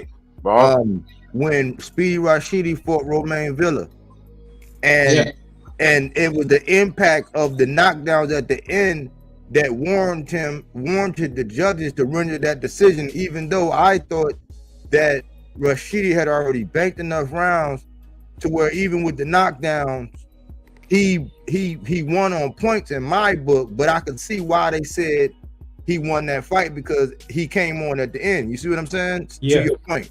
But yeah, go ahead. excellent point. Excellent point. But like the thing is, it's like, you know, it's scored on a round by round basis. So if you already banked those fights just because the guy does good, you can't go back and erase the scorecard just because he picked it up in the end. You know what I'm saying? And I wish they would start handing their scorecard at the end of the round, that way it's no funny business. Because a lot of times, you know, when they taking a long time with the scorecards, they be over there doctoring them things up. Yeah. You know what I'm saying? So they need to hand them in at the end of each round. That way, no funny business. You know what I'm saying? I'm not saying there was any funny business. Like, I don't have a problem with the decision because it was that type of fight. I think that Bivol, he gassed out. One reason I think he gassed out because he had a lot more mustard on his punches than he usually throws. He was sitting down on his punches a lot more. Yes, and that's the hardest I ever seen him throw. Exactly. Yeah, and that gassed him. You know, that gassed him out. And he showed up, you know, in the 10th, 11th, and 12th.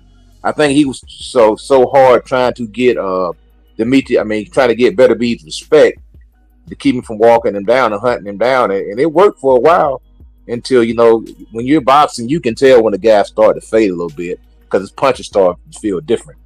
You know, they don't have as much steam on, they don't have the same pop, so you feel more comfortable walking him down. I think that's what happened. I think Beterbiev probably felt that Bivol's punches were losing steam. He said, okay, now I can afford to take more chances. Now I can walk forward and apply pressure. Only thing that Bivol should have did, he needs to go back. And I think it's a lot with the European fighters. Bivol's an excellent fighter. One thing he lacks is inside and clinching. You know, if you can clinch a guy, you can wear him out on the inside. You know how to wrestle with his arms and know how to wear him down and use your body weight and push his shoulders down and make him, you know, fight you a little bit on the inside. You can wear the guy down. So I think he needs to go back to the drawing board and work on his inside game and the clinching and tying Beterbiev up, because there wasn't much clinching done in this fight. And that could have been the difference. You know, when the guy's coming on like that, you need to tie him up a little bit, lay on him a little bit, you know, clinch him, tie him up, make him use his arm, make him fight you, you know, use his body weight or whatever. So that's one thing he can improve on. But hey, excellent fight. I don't have a problem with the decision, but I had Bivol winning the fight 7-5 myself. Let me ask you something, Coach. Do you? Because if he would have tied him up, man, the way I hear people talking about it, they would have said, "Oh, look at him, man. He had the holding narrative would have went." But you know what? Also, I saw Beterbiev do a lot of the times, man. A couple of them times, Beterbiev kind of stole rounds too. Like, because I noticed them last 20-30 seconds, he would work. Like, and that's the lasting impact. And I'm like, man, Bivol gotta close out. Like, he gotta let it be impactful towards the end. Whether he take his breather a little bit, like around the 2-minute mark, and then so he can have that last 45 seconds. But I saw, if my memory serves me correct, Beterbiev was still in round. I agree with you. I agree with that too. And I was going to ask the question: do you think where that one judge, and I'm just putting out a hypothetical, do you think where that one judge scored it, the 116-112, it happened between the 5th and 7th round? Because when I went back and looked at those rounds again, those rounds seemed that they could have went either way. You feel what I'm saying? But Beterbiev always wound up closing out the last 30 seconds to 20 seconds of those rounds. Like the rounds that Bivol won clearly, he closed out the round. He won basically 2 minutes of mostly 2.5 to 2 minutes of the entire round. You feel what I'm saying? And I gave him the 5th and the 6th. The 7th, I don't know if that's the one where Pop was sent. Hold on, let me see. Yeah, that was a swing where Pop had the 6th and the 7th we both said swing rounds, the 6th and the 7th. I gave Beterbiev the 5th and the 6th. And that swing round the 7th, I gave that to Bivol. But yeah, and I'm not nitpicking. We just going over. No, I mean, I don't mind nitpicking at it right now, just to try to really, settle in and have a general consensus that is the language of robbery kind of harsh. If we could all agree on that, okay, all right, we all agree that the language of robbery was kind of harsh. This is why we're clamoring for the rematch so bad, because the fight was actually that close when you really get down to the nitty gritty and start nitpicking at things. Yeah, robbery is a little harsh. Robbery is a little extreme. You know what I'm saying? Robbery is a little extreme because, like Coach said, it was some things Bivol could have done, and Bivol said I could do more. That's why I said amazing grace from Bivol, man, because as far as the CompuBox, he had that on lock. It was just more of more of a taste. It came down to taste. It came down to and impactful punches, because I think that even though we've seen Bivol clock Beterbiev a couple times, which you kind of really don't see. There was time when Beterbiev actually hit him, and the reaction from Bivol was more of a reaction.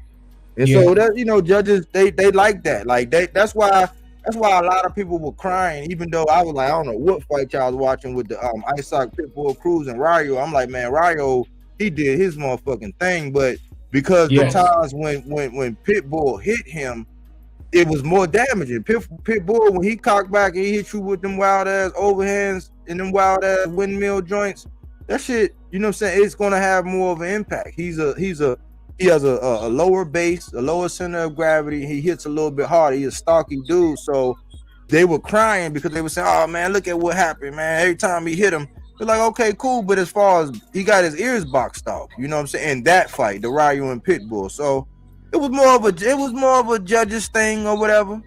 But yeah, I'm not complaining. This is really just a recap, man. Speaking to my man Crush, he's saying very close fight, move on. And Beterbiev coming off a layoff. That's yeah. Well, that's the thing about it, if it would be this, we would be having the same conversation if Bivol got the decision. It would have been that type of fight. If it would have went the other way, somebody would say robbery, and we would have been having the same conversation right now. Yeah, that's when you know it's a close fight, because whoever got the decision, somebody would have screamed robbery. Somebody would have said nah. And to your point, like you said, to me, it's called boxing, not power punching. Now, that is a part of boxing, is power punching. But in my opinion, if a guy lands a good shot, does that erase 12 decent shots? They may not have been, because everybody's not a power puncher. That's why it's called boxing. Yeah. So if I land 12 no decent shots on you, and you land 2 heavy punches on me, that doesn't necessarily mean that you won the round.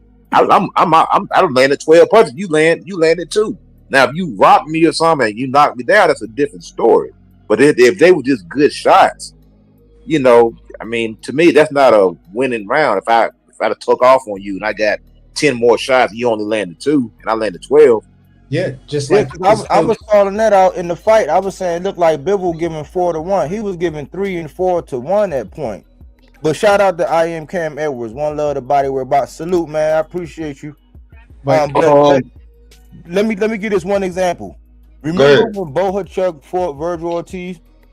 Yes. Yeah. Okay. There were 2 knockdowns, of which Bohachuk had both of the knockdowns. He didn't win that fight. So who had the more effective punches? Like in that sense. But I thought Bohachuk, he won. But it was 2 knockdowns. And see, in this fight, there were no knockdowns.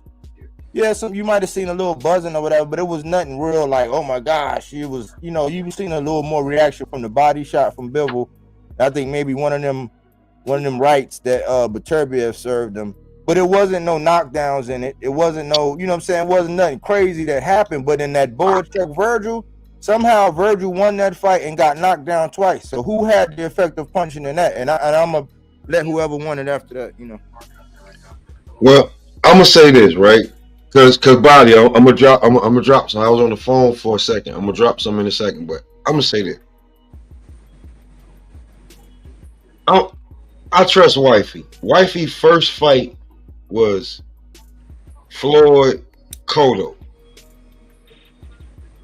When I said I picked Beterbiev and we was watching the fight, she said, That's all I'm gonna goddamn say. Y'all go ahead and say whatever y'all. But when you get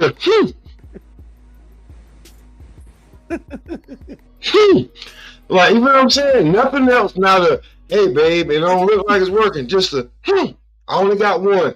Wasn't a few, wasn't 2 or 3, just one on. And I'm sitting here, and then I'm sitting here with Body. I'm telling Body, I'm giving him that round because I picked him. I'm gonna say it right now before he drop it, and you see the short, and he drop the bombs with it. I'm gonna tell you right goddamn now, he hit you with a gunshot. I'm giving him that round because I picked him. Watch the later rounds. Bivol led him, but he still boxed a damn good fight. Yeah. I'm not gonna like the robbery shit. You know, that was to get. When I done it, that was to get people. You know what I'm saying? Just talking about the shit because I want a rematch. That's one. 2, you know what I'm saying? I really want it. 2, the robbery shit really comes from the 8-4. The judge that judged the shit 8-4. Like, I get, like, you got paid. Fuck that. Ain't nobody telling me nothing. You got paid. Again, I really enjoy watching the fight. When you're fighting at that level and you have the heart, you know, this was a fight truly for the hardcore fan. You feel what I'm saying? Because many casuals have no clue on who Bivol was, because a lot of them were saying Canelo was going to knock him out, and then you still had a large portion of people saying that, you know, Canelo cherry picked him. So Bivol had not even 15 minutes of fame, but like 1.5 minutes of fame coming off the Canelo win.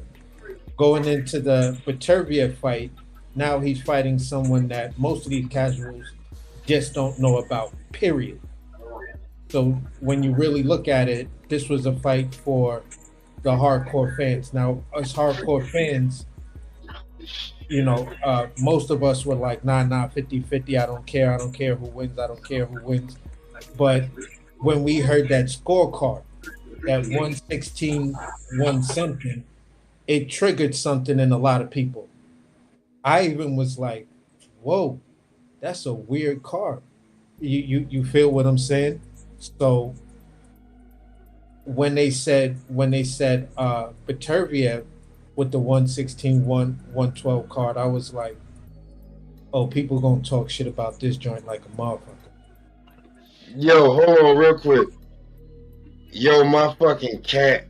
I got a black cat. This nigga just cleared the room when he fought. Jesus goddamn Christ.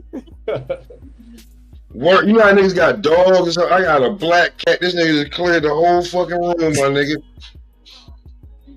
Oh shit, I'm listening to AC and all of a sudden I got clouded. Like, yo, what the fuck was that? AC was spitting, but I can't. Oh, wait. Cam say, will Beterbiev style do well against Canelo? What you think, Coach? No. Like I say, man, to me, we have a tendency, and my bias is I like boxers and I like movers, so I have a natural bias for people who are up on their toes, and that's I'm being honest. I like Ali, I like Sugar Ray Leonard, I like guys that are up on their toes, utilizing the jab. So if I'm a judge, I appreciate that. Now some guys like the pressure fighter, and we got to keep that in mind. Yeah, judges had preferences. You know, we all have biases, whether they're unconscious biasness. We all have a type of style that we like. When I was fighting, I was that type of fighter, so I appreciate the foot movement. the jab and the in and out. I like that. So that's why I kind of lean toward Bivol. But I don't have a problem with the decision. The only thing is, there seems to be a trend right now where people are scoring punches that land on elbows and forearms. And yeah, they are effective because they are breaking the guy down, so to speak. But technically, by the book, they're not scoring punches. It's defense. So if somebody blocks a punch, that's not a scoring blow. But Canelo and Rocky Marciano, a lot of those guys used to hit the shoulders, used to hit the arms, and it does break the guy down. Kind of like, those shots did kind of start breaking Bivol down. Trying to block all those heavy punches, so it did have an effect. So it's kind of, it's like I said, at the end of the day, it's kind of what you like when it comes to the judging, the criteria and everything. A lot of people. Go ahead, bro. I'm sorry about that. No. I'm sorry to interrupt you. Yeah, just like one fight, Sugar Ray Leonard, Marvin Hagler. I mean, to this day, people argue about that fight. Some people thought Marvin won, some people thought Sugar Ray Leonard kind of stole the fight, shoe shine and all that stuff. So like it depends on what you like, man. And it was an excellent fight. I appreciate the fight. Like I say, Bivol, to me, he should have known, but I just think he was so gassed he couldn't do anything. I mean, I never seen him that tired. Like his arms looked like he had like lead weight, so he literally throw no punches would let me know his arms were dead.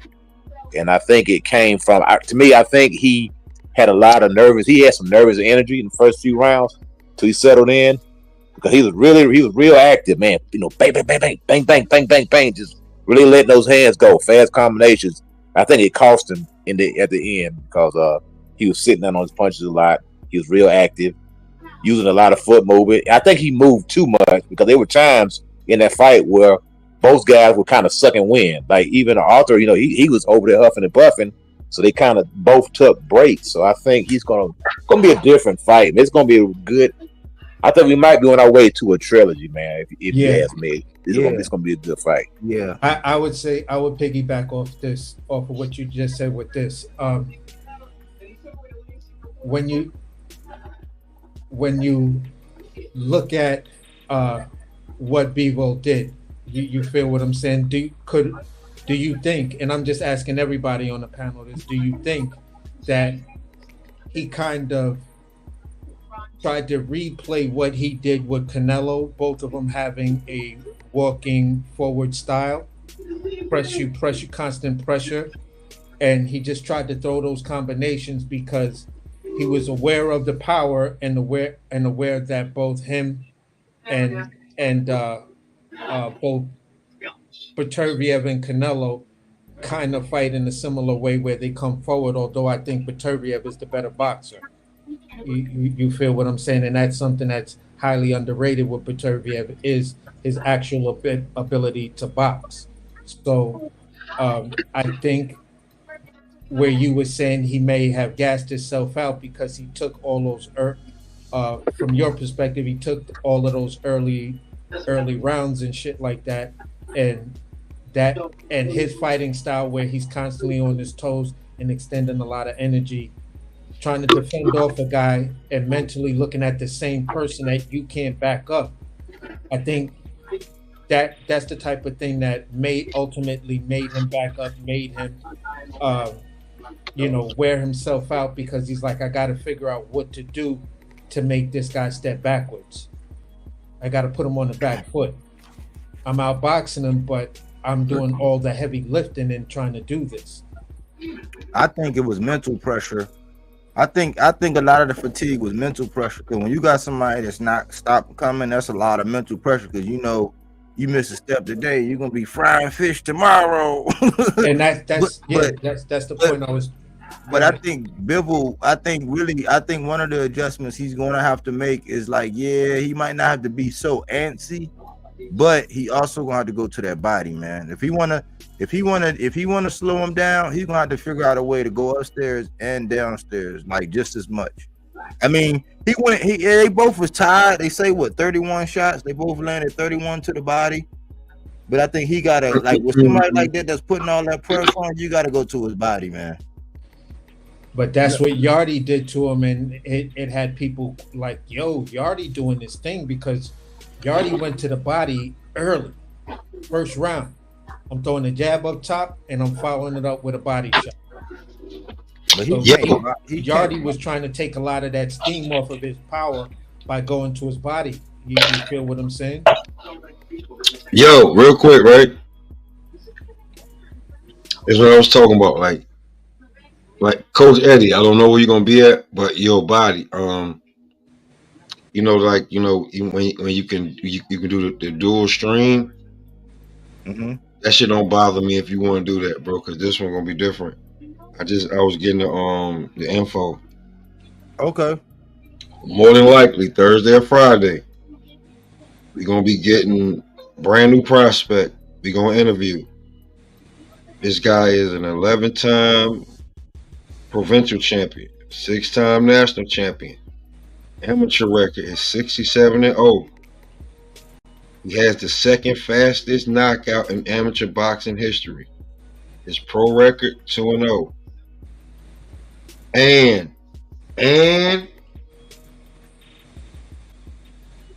now remember what I just told y'all. His professional boxing record shows 2-0, but he's 3-0 with what I was just told with 3 knockouts.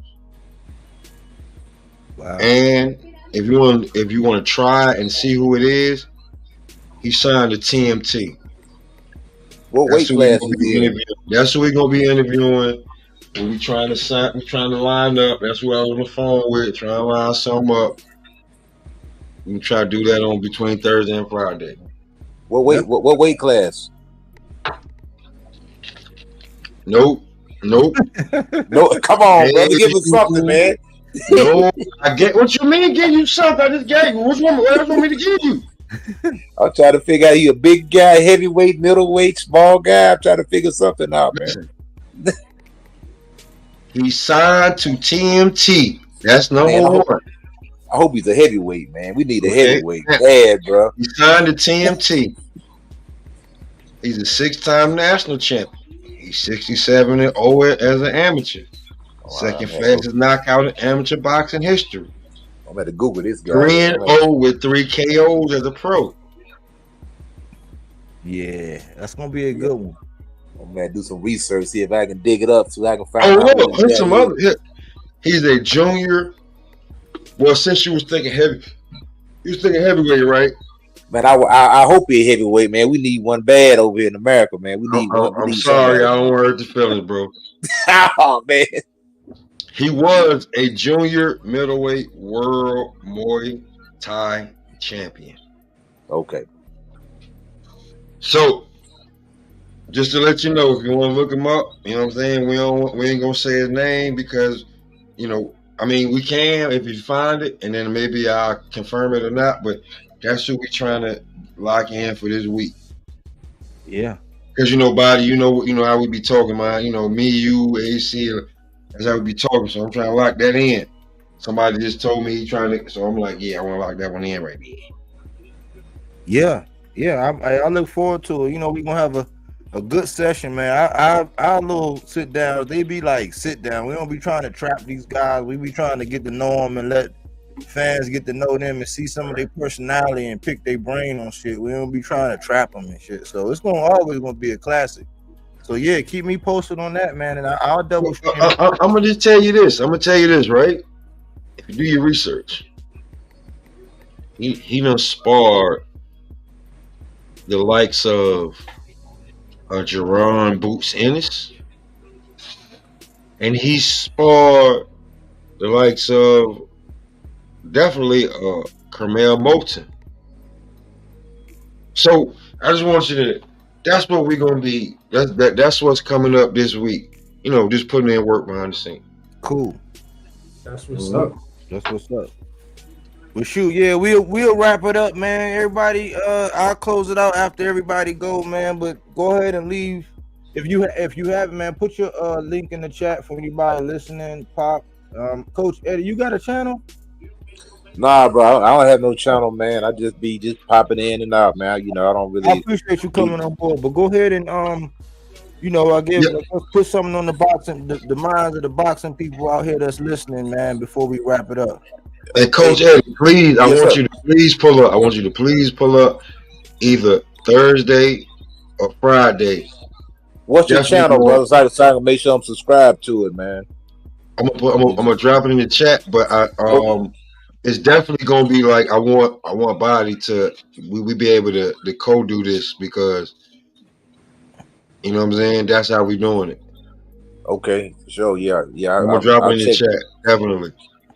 Solid. That'll work. That guy Crush in the subscribe to the guy Crusher, man. He got a good channel too, man. Subscribe to his channel if you can find him. For sure. Yeah, man. Like just to wrap up this weekend, man. That's what it's all about, man. That's a good fight, man. No shame. Both guys when they did their thing, man. That was truly a 50-50 fight, man. So I'm appreciative of it. Maybe hopefully other guys will follow suit and just try to make these fights, man, and don't really worry about put your best foot forward. It's all about the best fighting the best. I did just happen to look at the CompuBox numbers, so I can see how Bivol could definitely won because he outworked. I'm not Bivol, Beterbiev. He outworked Bivol. I mean, he threw 250 more punches, man. So I mean, to the judges, you looking at a guy that's working, man. Yeah. So like I said, I'm not gonna sit up here and cry robbery. Like I say, yeah, Bivol was the more accurate guy, but Beterbiev was working. He was letting those hands go, man. So. Yeah. True. He's gonna have to make an adjustment, but hey, man, I appreciate the talk, the boxing talk, man, and salute everybody on the panel. And I'm definitely gonna be looking out for that interview. All right, Coach, we appreciate you, man. Enjoy your evening, man. Till the next time, man. Yes, sir. I'm gonna hit this link. Yes, sir. All right. All right. So basically, we don't really went over that. Hopefully, we could just have the discussion of where I'm not seeing it a lot, but I've just seen it on a couple of channels where they're questioning. Why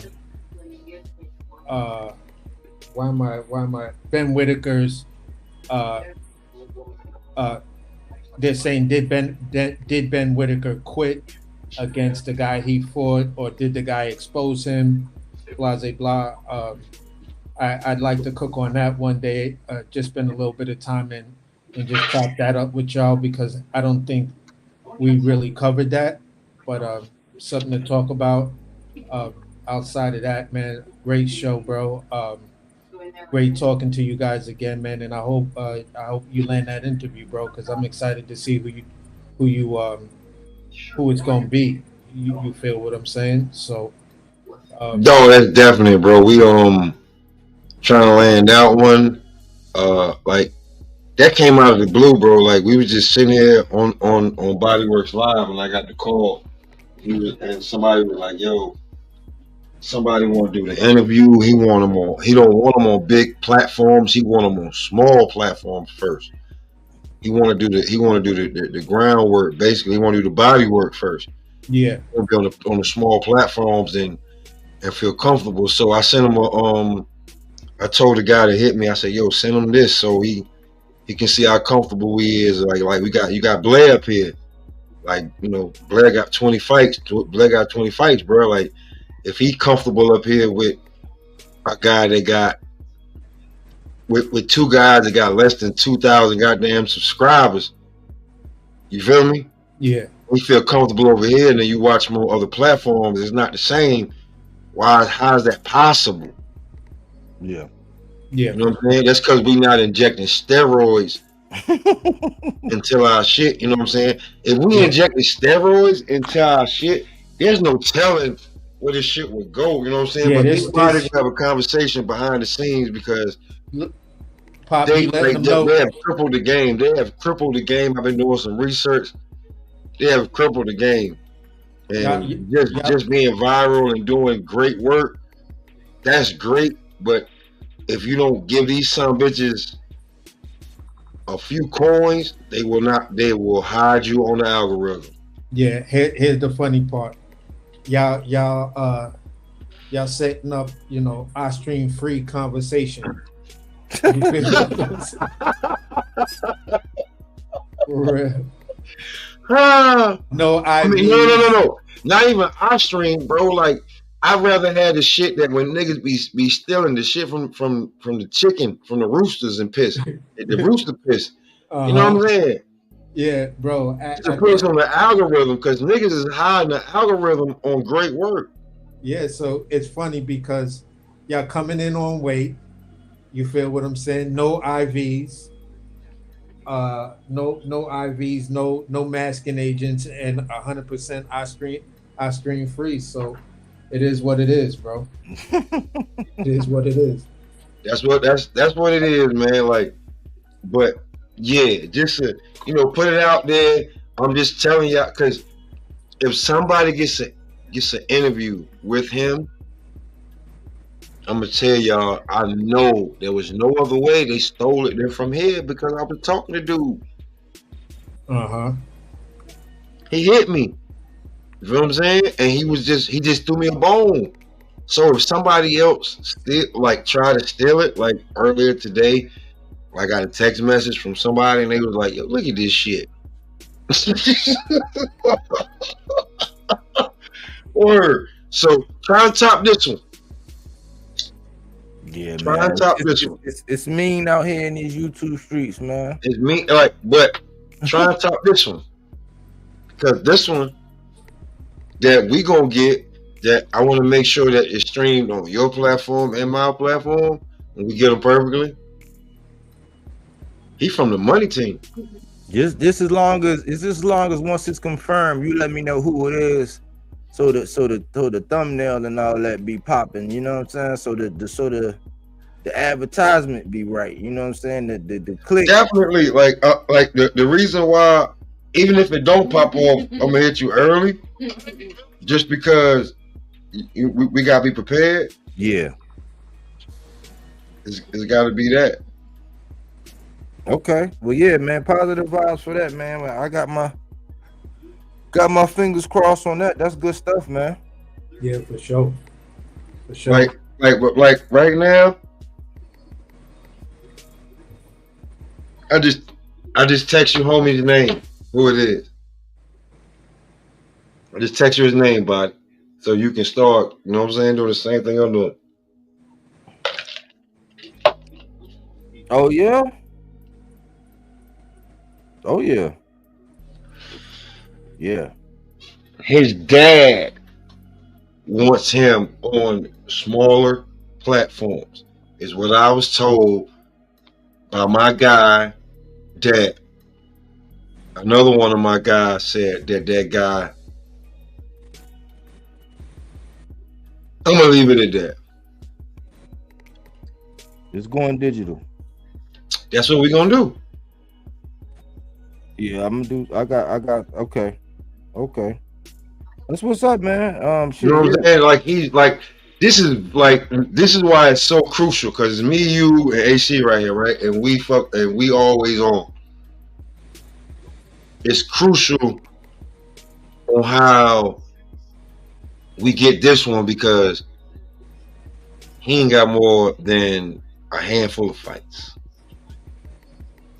And it's always cool to get the trust of a fighter early on in his career.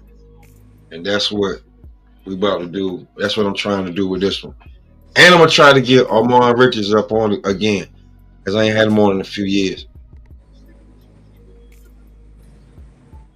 Yeah. I want him to get comfortable with certain guys.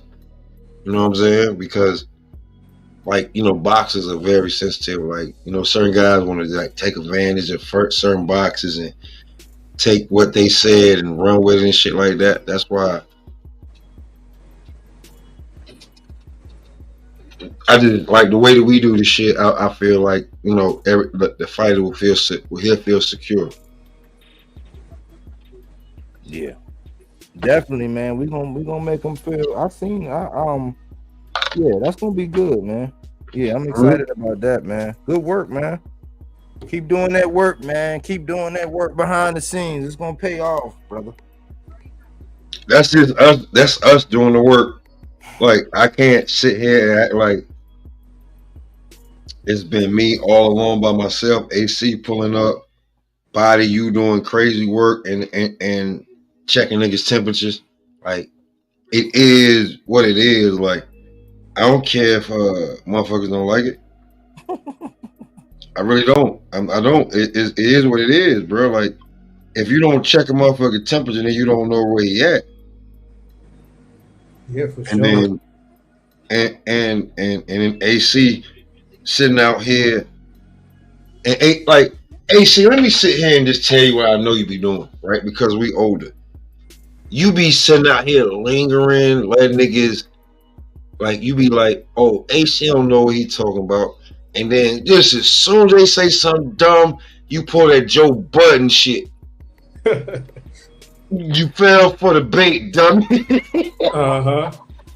You pull it. Yo, for y'all who don't know, right? The reason why Joe Budden has a network that you be like, why Joe don't sell out all the way and he independent, he like in between. It's a certain level like that where in the era of where we grew up and how we done shit, that in y'all era of this new shit, that Joe Budden can make hundreds of millions of dollars. The way that Joe Budden did Ransom is the way AC be doing Blue. He be doing Blue Hustle there a lot of time. But that's the way AC be doing niggas a lot, right? And I be just be sitting back laughing, and niggas be like, "What you laughing about?" I'm like, "You ain't never seen. You seen YouTube battle around. You ain't never seen a battle with a nigga when it really count where Ransom career was destroyed fucking with Joe Budden because he took the bait." Yeah. Yeah, that's we grew up in that era where you just let a dude talk himself into the trap. Cerebral, like I really don't know. Like I'll be real with you. Like I got into an argument with a broad, and I told that bitch, I said, I'm Triple H. You don't even know. Game is over for you. Yeah. She had no clue what the fuck I was talking about. She had no clue. Uh-huh. First of all, that you got no clue, you already lost. Cause I said I'm Triple H. I'm like, what the fuck does that mean? Game over. Yeah. Like you want to play cerebral? This is not what does cerebral mean? Oh shit. I gotta simplify. I can't even get complicated on my mind games with you. You ain't even smart enough for me to fuck you over the way I want to. I gotta fuck you over in the easy old way. Like you don't even know. Yeah. Like you feel? And I just be sitting back. I be laughing. I be laughing. I be hitting the mute. Like, yo, this chuckling like a motherfucker. I'm just sitting here like, yo, AC is lining this nigga up. He can't see it.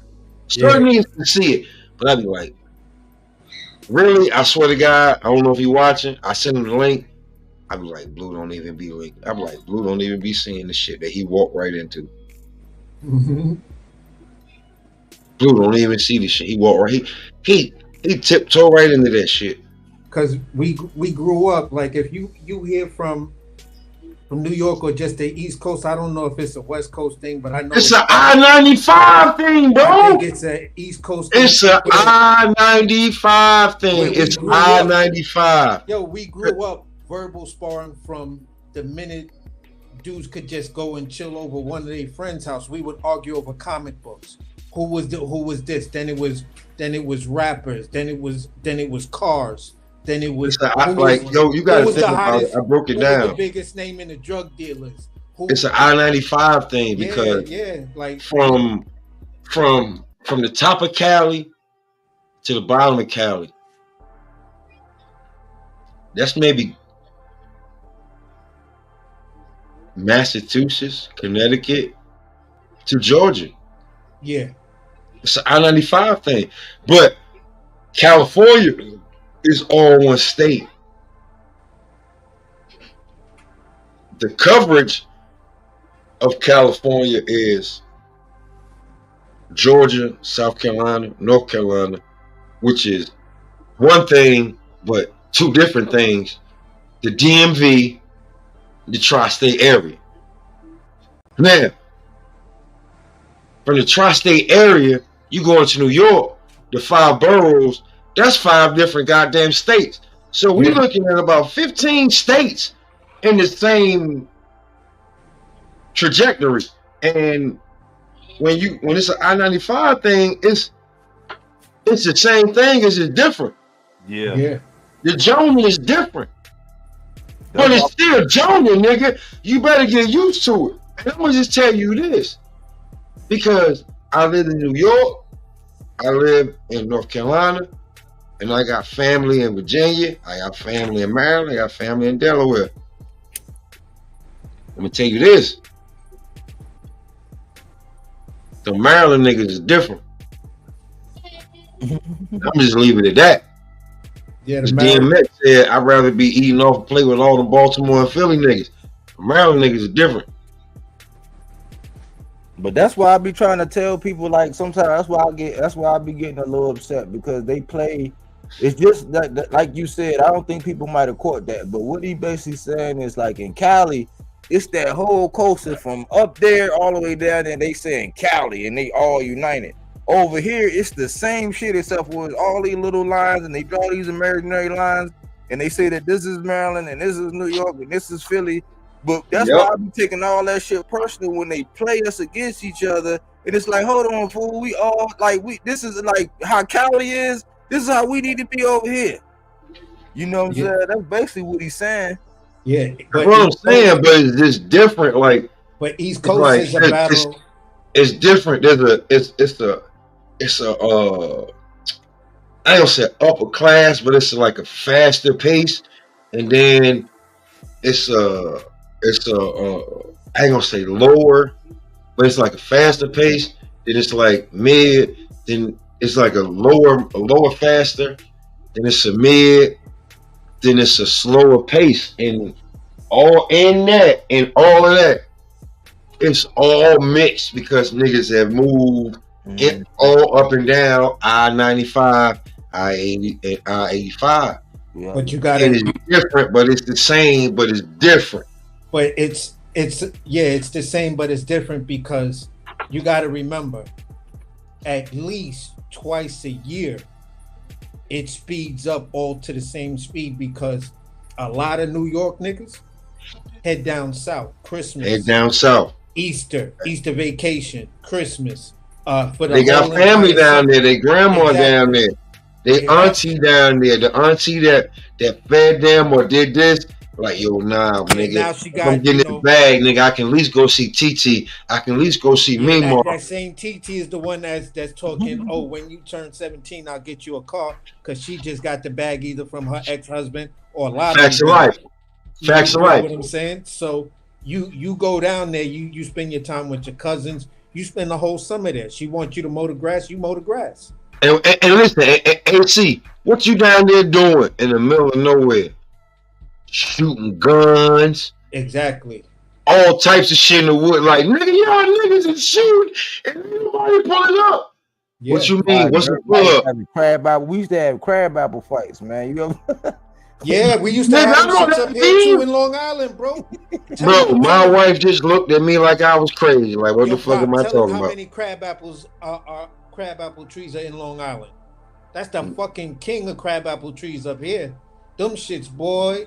Listen, from about probably 2 weeks ago, you start to see the crab apples falling off as soon as it start to get a little cold.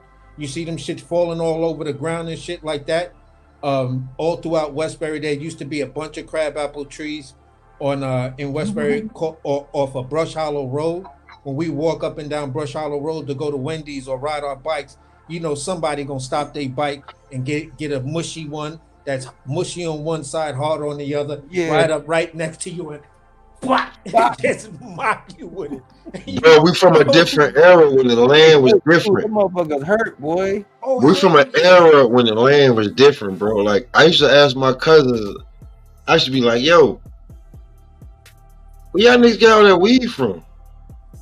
Lo and behold, my uncles was trying to figure out how to grow shit way back in the back from where we got where the family houses at where niggas grew up in and shit. Way back in the field. It was like a big area, like maybe 300 yards of like just a circle land. And them niggas was trying to figure out how to grow, and like my uncle was trying to figure that shit out, and it didn't work at the time for them, so they left and came to New York. Lo and behold, my cousins just wandering, being little young niggas, found the patch. Big ass chunks of bud hanging off the goddamn plants. From where my uncles, they uncles, and daddy, you feel what I'm saying? Them fucked around and was doing some shit. Didn't work for them back then. They didn't grow fast enough for them back then. Hey, listen, what people don't realize is we the coast that started moonshining. We the coast that started barbecue. In the front, fucking, listen, bro. The coast that originated the speakeasy. Listen, bro. Yo, when it come to Splo, like, I literally have been like, bro. Like, if you watch, like, you know, when you watch the old movies and shit, like Roll House, like not even Roll House, Next to Kin and shit like that. Yeah. And the motherfuckers that's, when you see motherfuckers like, yo, what's that shit with the steam blowing out his goddamn front yard? He making moonshine, nigga. He making Splo. Yeah. I literally rode past that shit going to my goddamn people's crib. Yeah, and what people don't realize is Brooklyn is the capital of beer. You see, all of Red Hook was the nation's beer capital. The majority of beer before it went over to Milwaukee was made here in Brooklyn and Red Hook. So, like, even the beer makers, Michelob and shit like that, I heard about it, but then I saw, like, I was gonna do something with a brewery and shit like that, so I started checking into how to brew beer and all of this other kind of stuff. And I ran. You gotta come on out here to the island, AC. You already know. Yeah, I already, listen, I've already got beer making equipment for the home and shit like that. You feel what I'm saying? I mean, I don't have it. I'm gonna get it. You feel what I'm saying? Before this winter's over, I'm thinking about getting it for a Christmas present for myself. You feel what I'm saying? So I can make small batches of craft beer and shit like that, just to have fun with it. You feel what I'm saying? Yeah, craft beer, like me and my girl, beer like, yeah, we craft do. Beer like, can change your life. A craft beer in the bar where it's just like motherfuckers just spending, $3, $4, $5, $6 a damn beer, and when you can't charge them $10.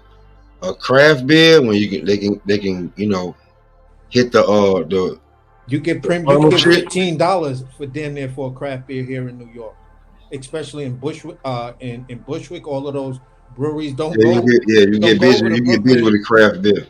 Don't go over to Brooklyn Breweries beer spot, because that's right near this barbecue spot me and my girl go to. You feel what I'm saying? Yo, I'm AC on some real shit. If you're gonna do that and you got that spot, you get you a good craft beer. Come on out here to Patch Y'all. Oh, for sure. Come on out here to Patch Y'all, cause bro, you have. I'm be real with you, like the hangout spot. If you want to do something from anywhere out here, past, we get to the South Shore and all that shit. You gotta go to Patch Y'all to damn have fun. Yeah, for sure. And here's the cool part about it. My girl will tell you, because I'll bring her in and I didn't want to. I was just saying somebody wanted me to do something in it. A dude offered me the opportunity to buy his brewery. You feel what I'm saying? Because I did consulting work for the brewery early on for the food side of it, and then he had called me up and asked me did I want to buy the spot. Now the spot was jumping. I even had another guy who was investing, but he wanted to try to find a big name brewer, and I was like, we don't need that, because our approach is not going to be the traditional beer making. We're going from the culinary side of it. So my beers may have blood orange in it. They may have, bits of barbecued or charred, vegetables in it that are actually sweet, like carrots, cauliflower, shit like that, mixed in with raisins and all of this other kind of stuff. Because if you make a coleslaw with it, people love it. It tastes really good. See, now you talk. Now I feel like I'm back at BBQs, man. You got I'm out of here, man. I'm gonna get something to eat, man. You got me feel like I'm back at BBQs, man. Nah, but see, but the point I was making was, homeboy, me and homeboy just couldn't come together on what we wanted to do. He wanted to pilfer somebody, and I was just like, nah. Let's just do it. Build this spot from ground up. Long story short, that's how I got into the whole beer making thing. You feel what I'm saying? And learning how to, do my own grain bills, buy my own grain mill. So this way I could put all my grains together and do my thing. But yeah, at the end of the day, bro, I got some shit in the works that's all gonna come together. But great show, Body. I'll holla at you, bro. Again, man. I hope y'all land that interview and everything, because I'll definitely be in the house watching and shit like that. So it is what it is, bro. And just to let everybody know, I don't have a channel. I'm just coming from the perspective of an informed fan. I love the sport of boxing. I've been watching it for a very long time. And I love talking about boxing. So I appreciate these guys letting somebody like myself up on the panel to chop it up with them. And I'm happy that I can make sense and not be crucified, because I'll be told I don't know what the fuck I'm talking about. But it is what it is. So great show, Body, and I appreciate being up here. Thanks. All right, AC, man. Good as always, man. Good as always. Thanks for all the contributions, man. Hope you have a good evening, man. Good show, man. Salute. Salute.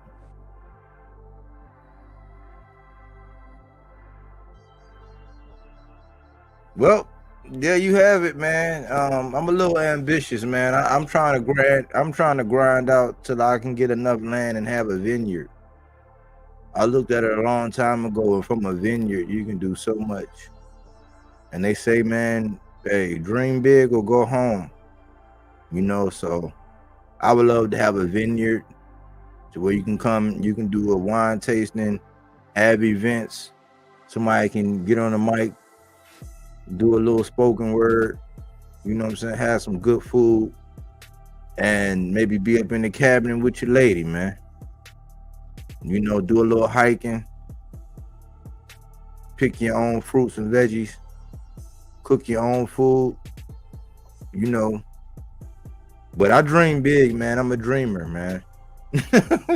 What Scarface say, I often wish that I could save everyone, but I'm a dreamer. But yeah, man, it's always a pleasure talking this boxing talk, man. The message for today, man, if you don't take anything away from what was going on, is, man, don't let people twist you around these boxing conversations, man. Keep a level head. Look out for the rage baiters. Not just race baiters. Rage baiters who say controversial things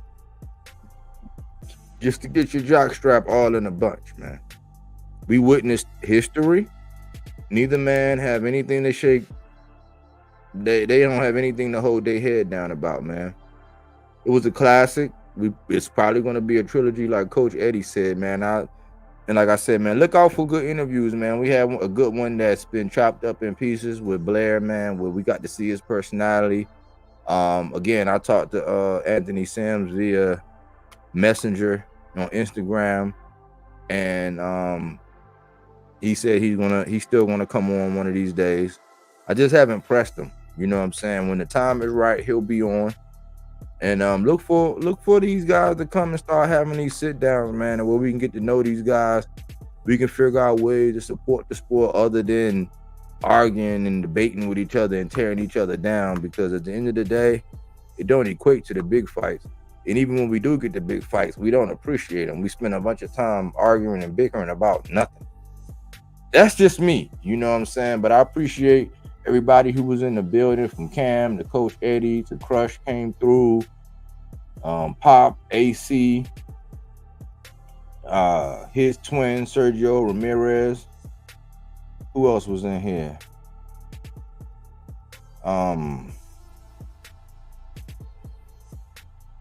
Adam Hurley stopped in. Johnny Allison, man. Johnny Allison always pop in with some good nuggets here and there. Cookie Monster, as always. That's my admin. And I appreciate everybody, man, who support me, man. I really do. Remember, support the channel, support the little guys, man. Even if you see a guy out there that don't have all the views, he don't have all the subscriptions, but you see that they had a passion about it, they talking about the right things, subscribe to them guys, man. Small words like, hey, good job, good video, even if you keep it simple. That can go a long way for some of these guys, man. That's why we don't have a lot of sources, because people don't get support. You know what I'm saying? So support those channels, support this channel. This is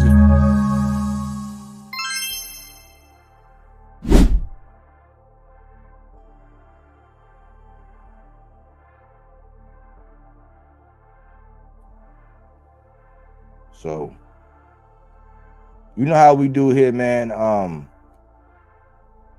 Thanks for choosing Bodywork Boxing. But we don't take things for face value. We do that body work. He didn't want to box. He wanted to actually prove that he could punch with you. He was like, what the fuck is this nigga, right? Oh, okay, you want to go to sleep. You tired. Welcome to Body Work.